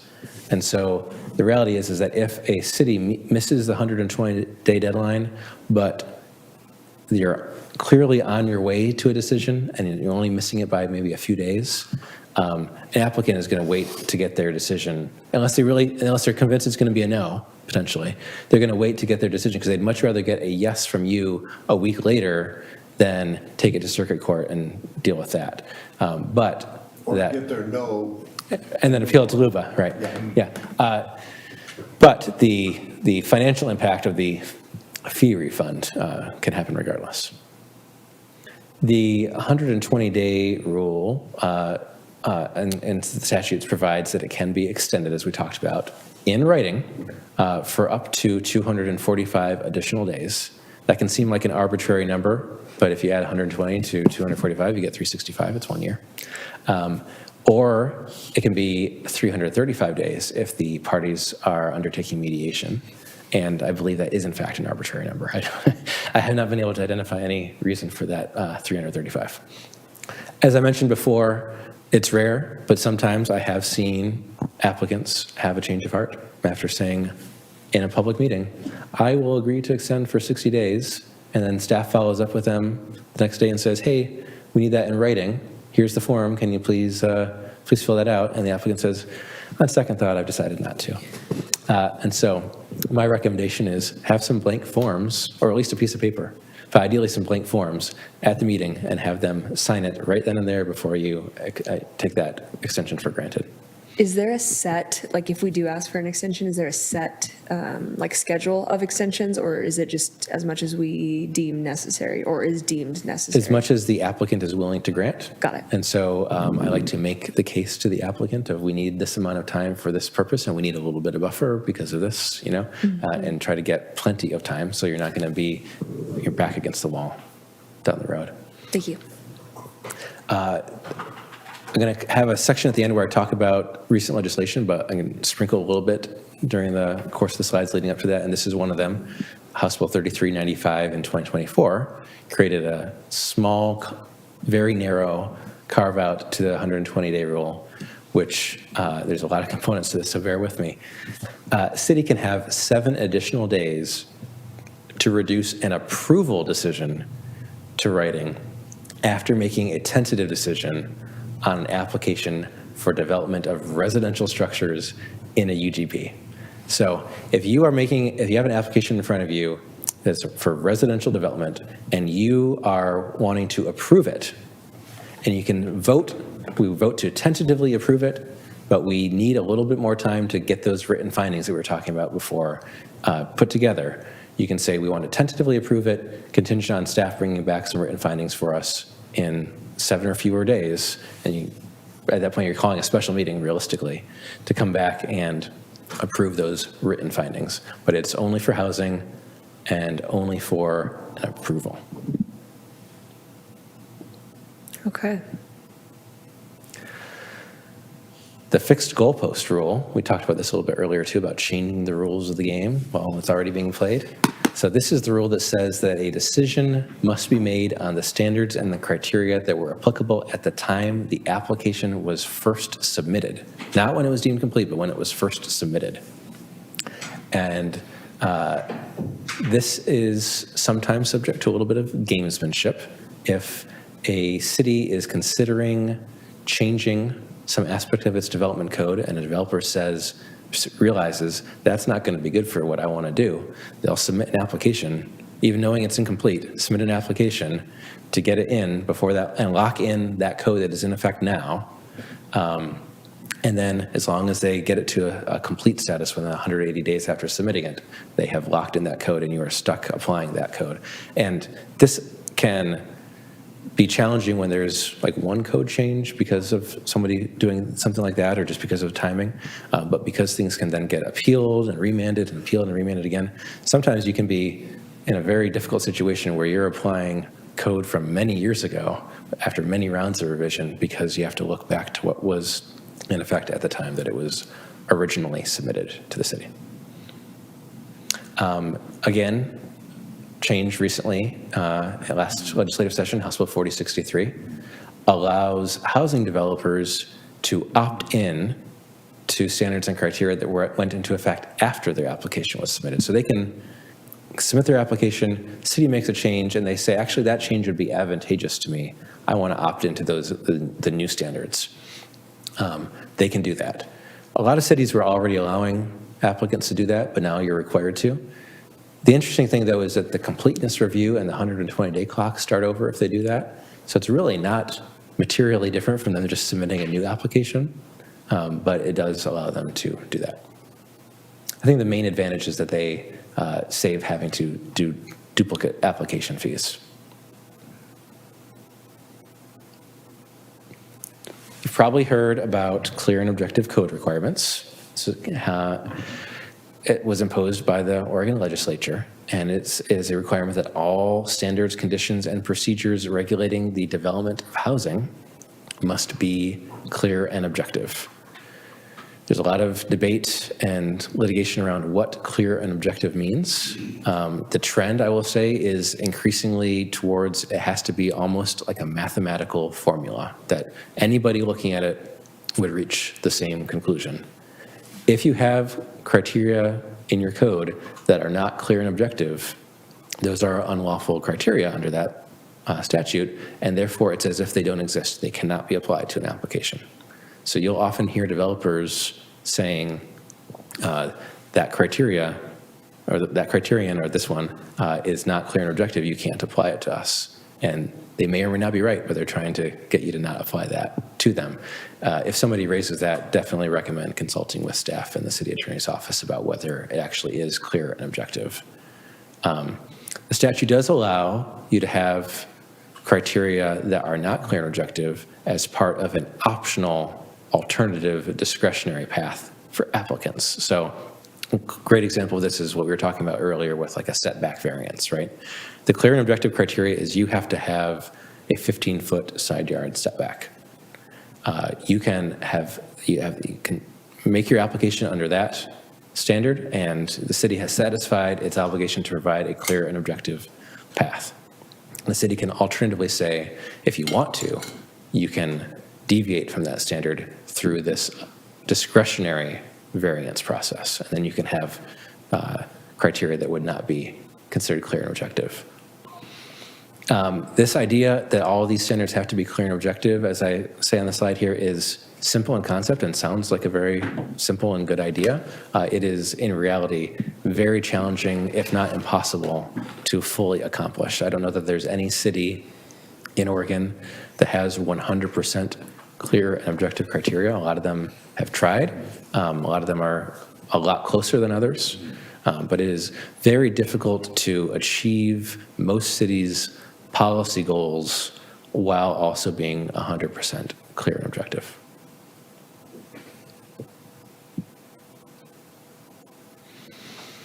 Constitutional issues. So just a little context here.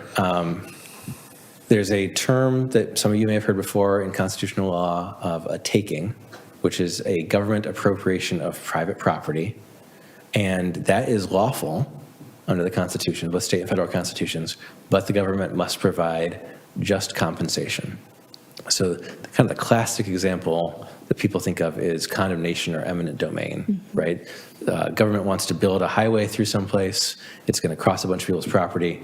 The government will attempt to negotiate to buy what they need from those property owners, but if they aren't able to reach an agreement, the city or whatever government can go to court and take the property, and they're allowed to do that, but they have to pay just compensation, which in that case would be the fair market value of the property. You can sometimes get a taking issue as a result of regulations that limit the use of property, but what you're most likely to encounter as a planning commission is allegations or questions around whether something is a taking or not that are the result of exactions, which is conditions of approval that require the transfer of private property. And most commonly, that's going to be road dedications or construction of improvements. And you are allowed to require road dedications, street frontage improvements, other types of exactions if two criteria are met. And one is that there is nexus and the other is rough proportionality. Nexus means that there's a relationship between the exaction and the underlying regulation of the property. And rough proportionality means that that exaction is related in the nature and extent to the impact of the proposed development. Example probably is helpful here. If you have an application for a 200-lot subdivision, clearly that subdivision is going to have impacts on the transportation system. And so you're going to have nexus to require some sort of an exaction to offset their impacts on the transportation system. The extent to which you can require either road dedications or street frontage improvements to offset that impact has to be roughly proportional to what their impact actually is. So a 200-lot subdivision, you're going to be able to require a lot more than a 100-lot subdivision or a single-family home on a single lot, right? In fact, the single-family home on a single lot, you're going to be very limited in what you're going to be able to require. And so what can be proportional to one may not be proportional to another. Rough proportionality is actually the term that the courts use, rough proportionality, and they emphasize that it is not a mathematical formula. It is kind of it has to be in the right ballpark analysis. And so it is very difficult for me to say to you in the abstract kind of what is going to be roughly proportional in a particular application. The kind of unsatisfying answer in reality is it's the same thing as what a used car is worth. It's whatever somebody's willing to pay for it and somebody's willing to sell it for, right? And so what you can require an exaction is what the city is able to negotiate for with the developer. Sometimes push comes to shove, you don't reach an agreement and you're going to litigate it. But most often than not, it's going to be cities pushing for as much as they can get, developers resisting as much as you meet someplace where nobody's happy, and that's how you know you reached rough proportionality.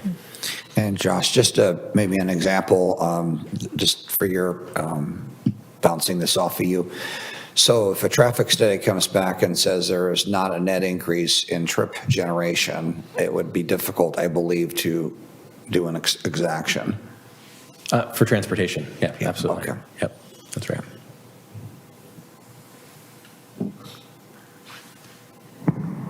Okay, we're flying through these slides.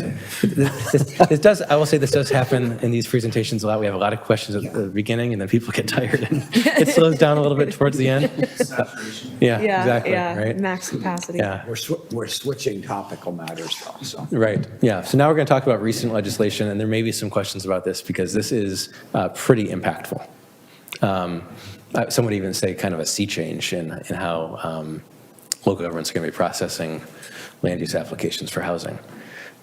So Senate Bill 1537 is a long bill containing a lot of different things. Going to focus on just a few of the key ones here. One is it created a process for what it calls mandatory adjustments, which went into effect January 1st of this year. Mandatory adjustments are essentially variances that you are required to approve. You are required to approve up to 10 adjustments from a long list of specified regulations. That last bullet point there lists just a few of the many categories. Side and rear setbacks up to 10%, minimum lot sizes up to 10%, parking minimums, facade materials, color, pattern, roof forms or materials, requirements for balconies or porches. There's a very long list. Unfortunately, there are a lot of ambiguities in the statute, including such basic things as how 10 is counted. So when you get a application where somebody is asking for mandatory adjustments, you're going to want to consult carefully with your staff and city attorney about determining what you have to approve and what you don't have to approve. I see some perplexed looks about how 10 is counted. So here's an example. Somebody has a lot and they want to adjust the side yard setback on 2 sides. Is that 1 adjustment or is that 2 adjustments? Or it's a subdivision. There are 10 lots and they want to do a side yard setback adjustment on each of the 10. Is that 1 or is that 10?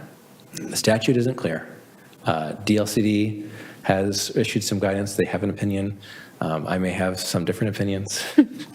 Ultimately, unless the legislature clarifies that further, I fully expect that there will be litigation and eventually we'll get some guidance from the courts. But at this point, there's a lot of ambiguity in that. So that pretty much does away with somebody wanting to have a variance. Well, if they want a variance in a category that is not in the list, you can still use your existing variance process. If they want more than 10, you can still use your existing variance process. But otherwise, I would expect that they're going to apply under 1537, and it'll be mandatory. For the limited ones that the state has put forth, it's not a à la carte, standard. So most of them are 10% adjustments. So those can't be questioned. But beyond 10%, we're back into a full-blown variance process. And this gets a bit complicated because we're going to be talking about type 2 and type 3 processes here. I was going to Yeah. say, I remember having conversations about, if it's up to a lower percentage, like 5 or 10%, we're not even going to worry about it. It won't even come to us. But if you get above that, then we start seeing those things. So would this kind of fall in line with that? And maybe we're going to dive into this in a bit here, but I think just a quick answer is if a type 2 application, let's say that, and this is the change on some of the land use types, like a site and design review application that now becomes type 2 due to the legislation change, but they want a variance or a conditional use permit for that process, that would elevate that application to you all again specifically for the application criteria for that part, which is going to make it very complicated because other parts of it we don't have authority over any longer. So, it's a bit of a mix here. But if someone still wants to do something discretionarily and it triggers a variance or conditional use permit, that will come back to the planning commission, which is beyond the threshold here. And this only applies to residential. This is residential, yeah, yep. That's right, Pete. Yes, this part only applies to residential. The next section is broader, Okay. which may have been actually inadvertent, but we'll get to that.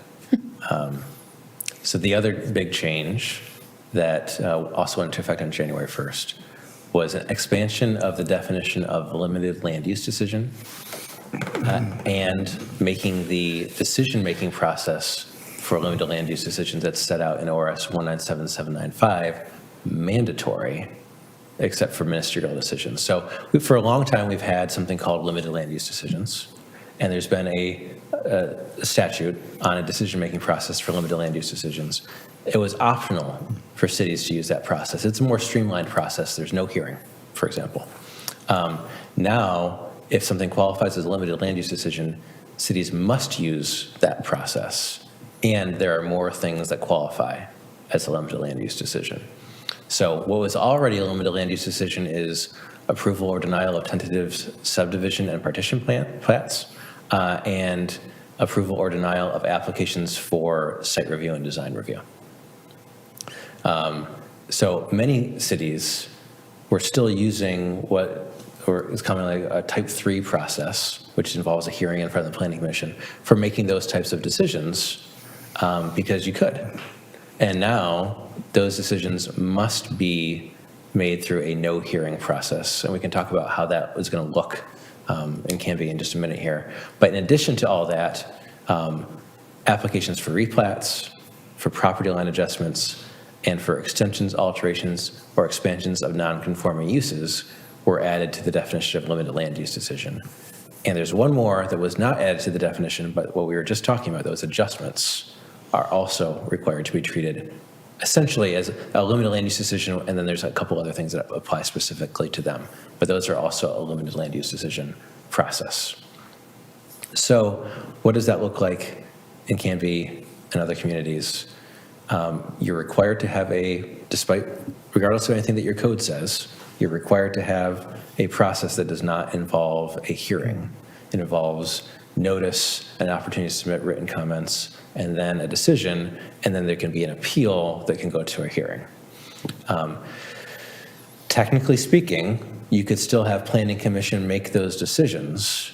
I would suggest that it's going to be a frustrating and awkward process for a Planning Commission to make a decision and not be able to have a hearing, not be able to hear from anybody about it. So you could treat those as a type 2 process where staff is doing that and they already have an existing process for that. Or you could do what we're kind of calling like a type 2.5 process, somewhere in between 2 and 3, where it's still going to Planning Commission, but you're following those much more constrained decision-making processes under 197795. If the Planning Commission is doing it, though, and then there's a hearing on appeal, that means that the very first hearing is going to be in front of the City Council in most communities, which I don't think most city councils are going to be thrilled about. So my suspicion is most communities are going to say, initial decision as a staff, this type 2, appeal goes to Planning Commission to conduct a hearing, and then it can go from there to City Council if needed. Okay. That's interesting for sure. So some examples, and this is the last slide, Josh, okay? Yes, and this is, I forgot that I added this slide. I think I added the slide just for you guys. So I just said all these things, I think. Oh, no. But that's basically what I just told you in writing there. So boiling this all down, kind of what this means, the Planning Commission will still have discretion over as type 3s automatically. Plan unit developments, conditional use permits, variances, rezones, comprehensive plan changes, those are legislative recommendations, still in purview of the Planning Commission. Residential projects, which would include apartments, would be type 2. They would be with notice. They would be appealed to Planning Commission as a type 3. Cottage clusters, which were approved as a code as type 3 or type 2, they're required to be type 2. Although I think the application of that, the first application it's going to be seen is going to be with the PUD, which is going to make it interesting. because the PUD will then put that whole thing combined together as a type 3 with the cottage clusters combined with it, elevating that. But that's an option for the applicant to separate those out. I see no advantage to that. So some of that may not make a material difference on those. So that's a pretty significant change in process on historically how things have been handled in Canby in particular. So that's the new stuff that's happening from the state. And the focus really is on creating more affordable housing. It's a bit challenging from a jurisdictional point of view to structurally throw all this into the mix, which we have to retool the entire code. We're going to do that starting next fiscal year. We are planning to do that anyway, but it's a lot to figure this all out. We'll be needing a lot of help from Josh and his group as these come in because they are a bit choppy. It's not like we have this all written down in our code so we're going to have to work through this process. We haven't seen anything so far that has been through this process. The other thing that Josh and I were talking about is commercial and industrial projects are also limited land use decisions, and those are type 2s as well. So those were type 3s. And so they were type 3s before. So those are, unless they have, again, a conditional use permit or variance, if they have some component to it, it'd be elevated to a type 3. So this is a pretty big shift in land use. And on that last point, I'll say it's because there's no language in this definition of limited land use decision or in the language that makes that process mandatory that says it's just for housing. There's been some indication since this went into effect that, in fact, the intent of the proponents was that it was just for housing. So there's a chance we'll see a fix in this legislative session to constrict it to housing. But in the meantime, it applies to commercial and industrial as well. Wow. It's interesting. Wow. This is the questions slide. If you have any still questions left at the end here. As I mentioned, there's the contact information for the Government Ethics Commission on there as well. And then I listed a few other resources if you feel like you want to do some more reading or learning about land use law. Those are, or ethics law. Those are some great resources. And I'll take an opportunity for a little bit of a plug here as well. Our firm does free webinars on a variety of topics of interest to local governments. I did one a few months ago on land use, which is very similar to this presentation, so you might not want to bother with that one. But we have them all on our website, which can be accessed for free after the fact as well. We have one upcoming, I think, next month on public meetings law, which could be one that would be interesting for some of you, that you can attend live or view the recording after the fact. We've done them on public records law. So that's just another resource for you. I have a question. This is a question that's come up, I've brought up before. Again, I have a private sector background, so public sector, not a lot, other than on this group.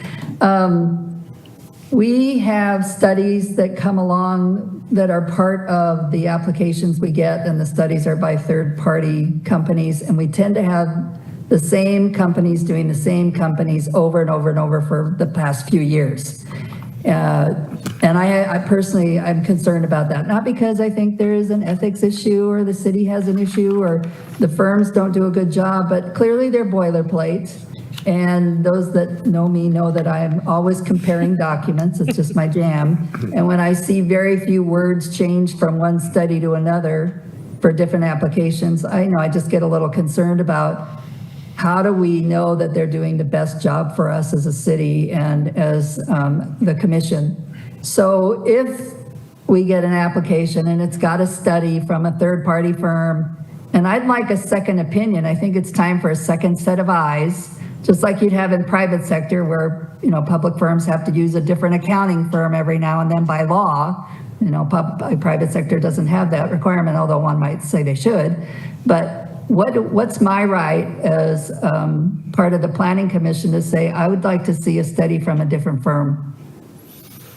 And Commissioner Jarosz, maybe just a bit of clarification on this is probably related to traffic, is my guess, and transportation. Intersections. Intersections.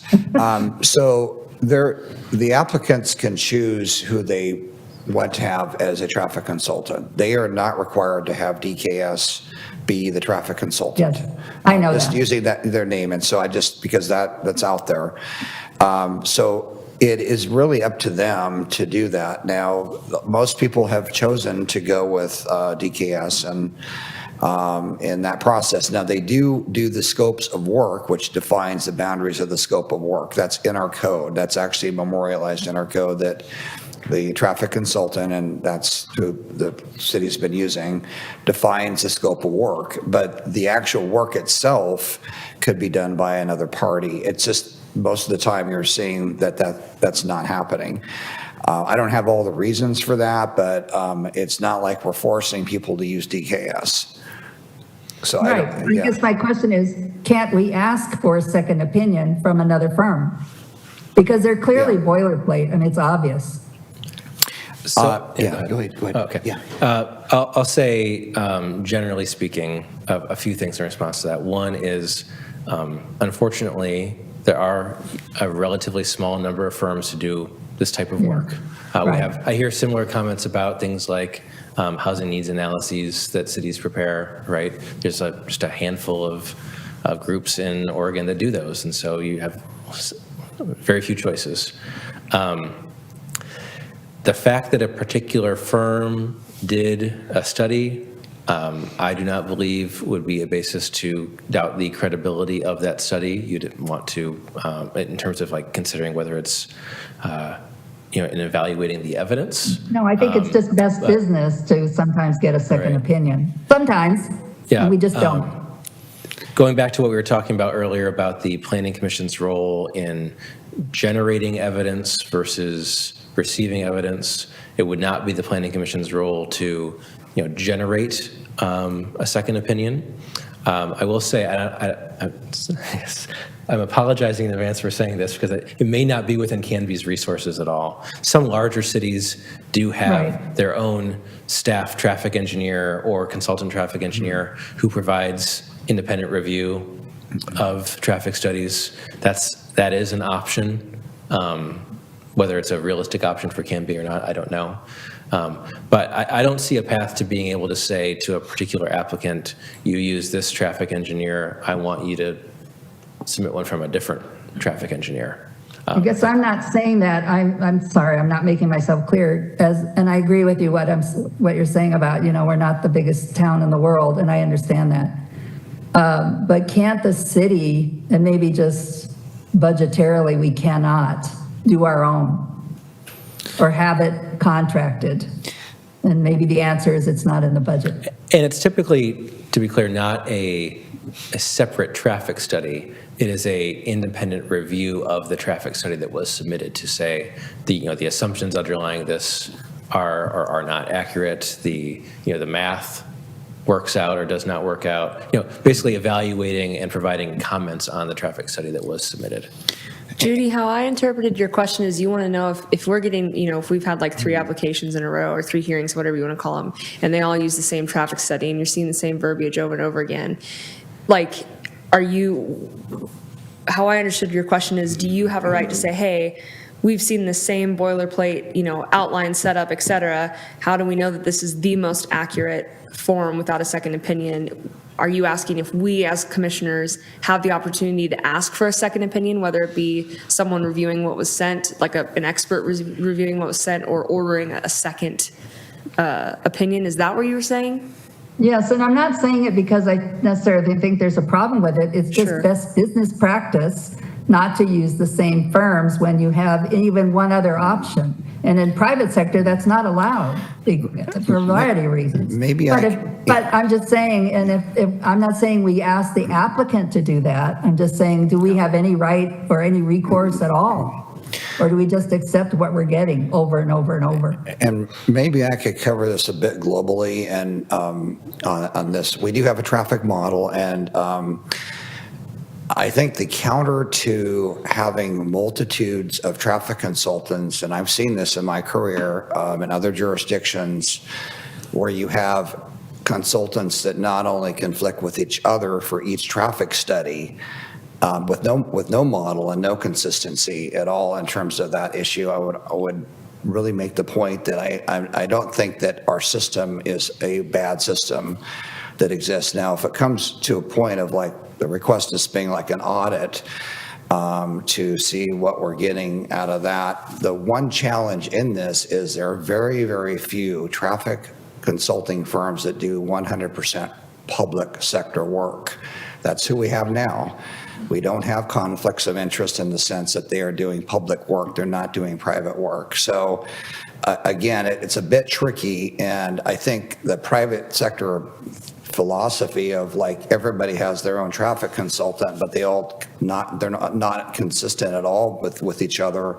There's a ton of that going on in Southwest Washington, I can tell you that from experience, that I think that's perhaps not beneficial, and you would all have even worse challenges. Like, I remember I got this Talking about other a one. one-time thing, Don, one time. Okay, one That's time all. as an audit. Okay, just like, is the Yeah. quality, if it's a QA, QC issue versus like, are they doing it correctly? Those are a bit challenging to measure. And I'm trying to. Well, maybe I'm understand that. sorry, accounting firms used to say that too till Enron happened. I mean, I'm not saying there's a problem, but we don't know. Yeah, well, and so that's a point noted, and I will take that forward. I'm not sure what the answer is going to be back, but I will take that forward to folks here in City Hall and see what we could do with that. Okay, thank you. You're welcome. Last call for any questions? Yeah. I'm good. Thank you for everything. Yeah, my pleasure. Solid presentation. Definitely saturated, but it was amazing. Thank you. I think most of us have been through these before, and this is by far the best. I mean, I always learn and I always appreciate, and this is the best one so far, so thank you. Yeah, Thank you. Agreed. That's great to hear. All right. All right, Don. Items of interest. Oh, I'm skipping ahead here. Yeah. Your agenda. I've got a few. Yeah, let's go, let's go to items of interest. Take it away. Okay, so tomorrow night, if you're interested, we have a project advisory committee meeting for the comprehensive plan. It's in the Willamette Room here tomorrow night at 6 p.m. It's an update on our urban growth boundary report in terms of where we're at.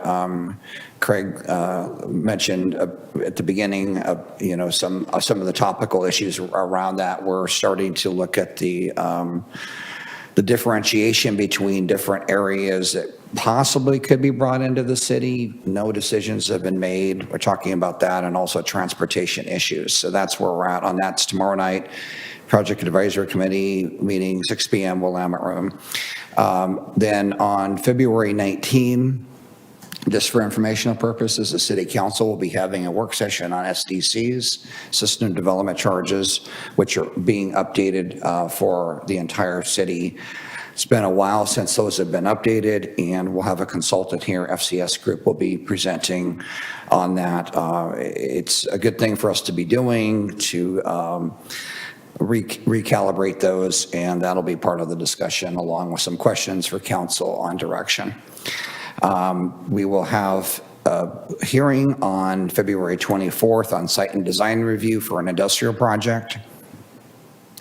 We will have 2 site and design review applications on March 10th. Actually, 1 site and design review and 1 conditional use permit and 1 subdivision. I take that back on March 10th. And then we're planning to come back with a fence code work session on March 24th. And then just speaking of our code updates, we talked a lot about code tonight, just planting a seed here. When hopefully we'll be successful with our budgeting for that with council for moving that forward for fiscal year 25-26, putting that into the budget. It's a high priority to do. I just want to throw that out there. If you all have any interest on being on the advisory group, we haven't formed that yet, but just planting a seed on that. That would probably start fall of 25 is my hope, if we budget for that. And this would, For what again? this would be for the entire code update for development review code and some of the public works code. So basically chapter 16 and then parts of the public works code. And this will hopefully marry all the stuff up that Josh was talking about, like all the Senate bills that have just been pouring down like a waterfall, and then how we put those into our code, et cetera. And then the parts that we do still have discretion over, how do we want those to look? It's an important task. So if you're thinking at all about wanting to get more engaged, I'm just throwing that out there. So this would be, we'll have an advisory committee. Ryan Potter will be leading this up on our end. And so that's what we're looking forward to doing. We've been needing to update our code for a while. I think in some ways it's actually not a bad thing that we're doing it as we're doing it now, because our housing production strategy elements will have to get implemented, which you all will be seeing yet again. That'll probably be in April. Planning, the council will see a work session, hopefully March 19, for the housing production strategy, and that's going to go back through a process again. And then all the code changes all the legislative changes that really are requiring code changes as well need to be part of our code update. We'll start out with doing an audit of the the code to look at the issues where it does need to be updated first, and then we'll be pouring into code updates after that. So audit first, and then my hope is that we can make some progress the first year. Clackamas County is doing it right now.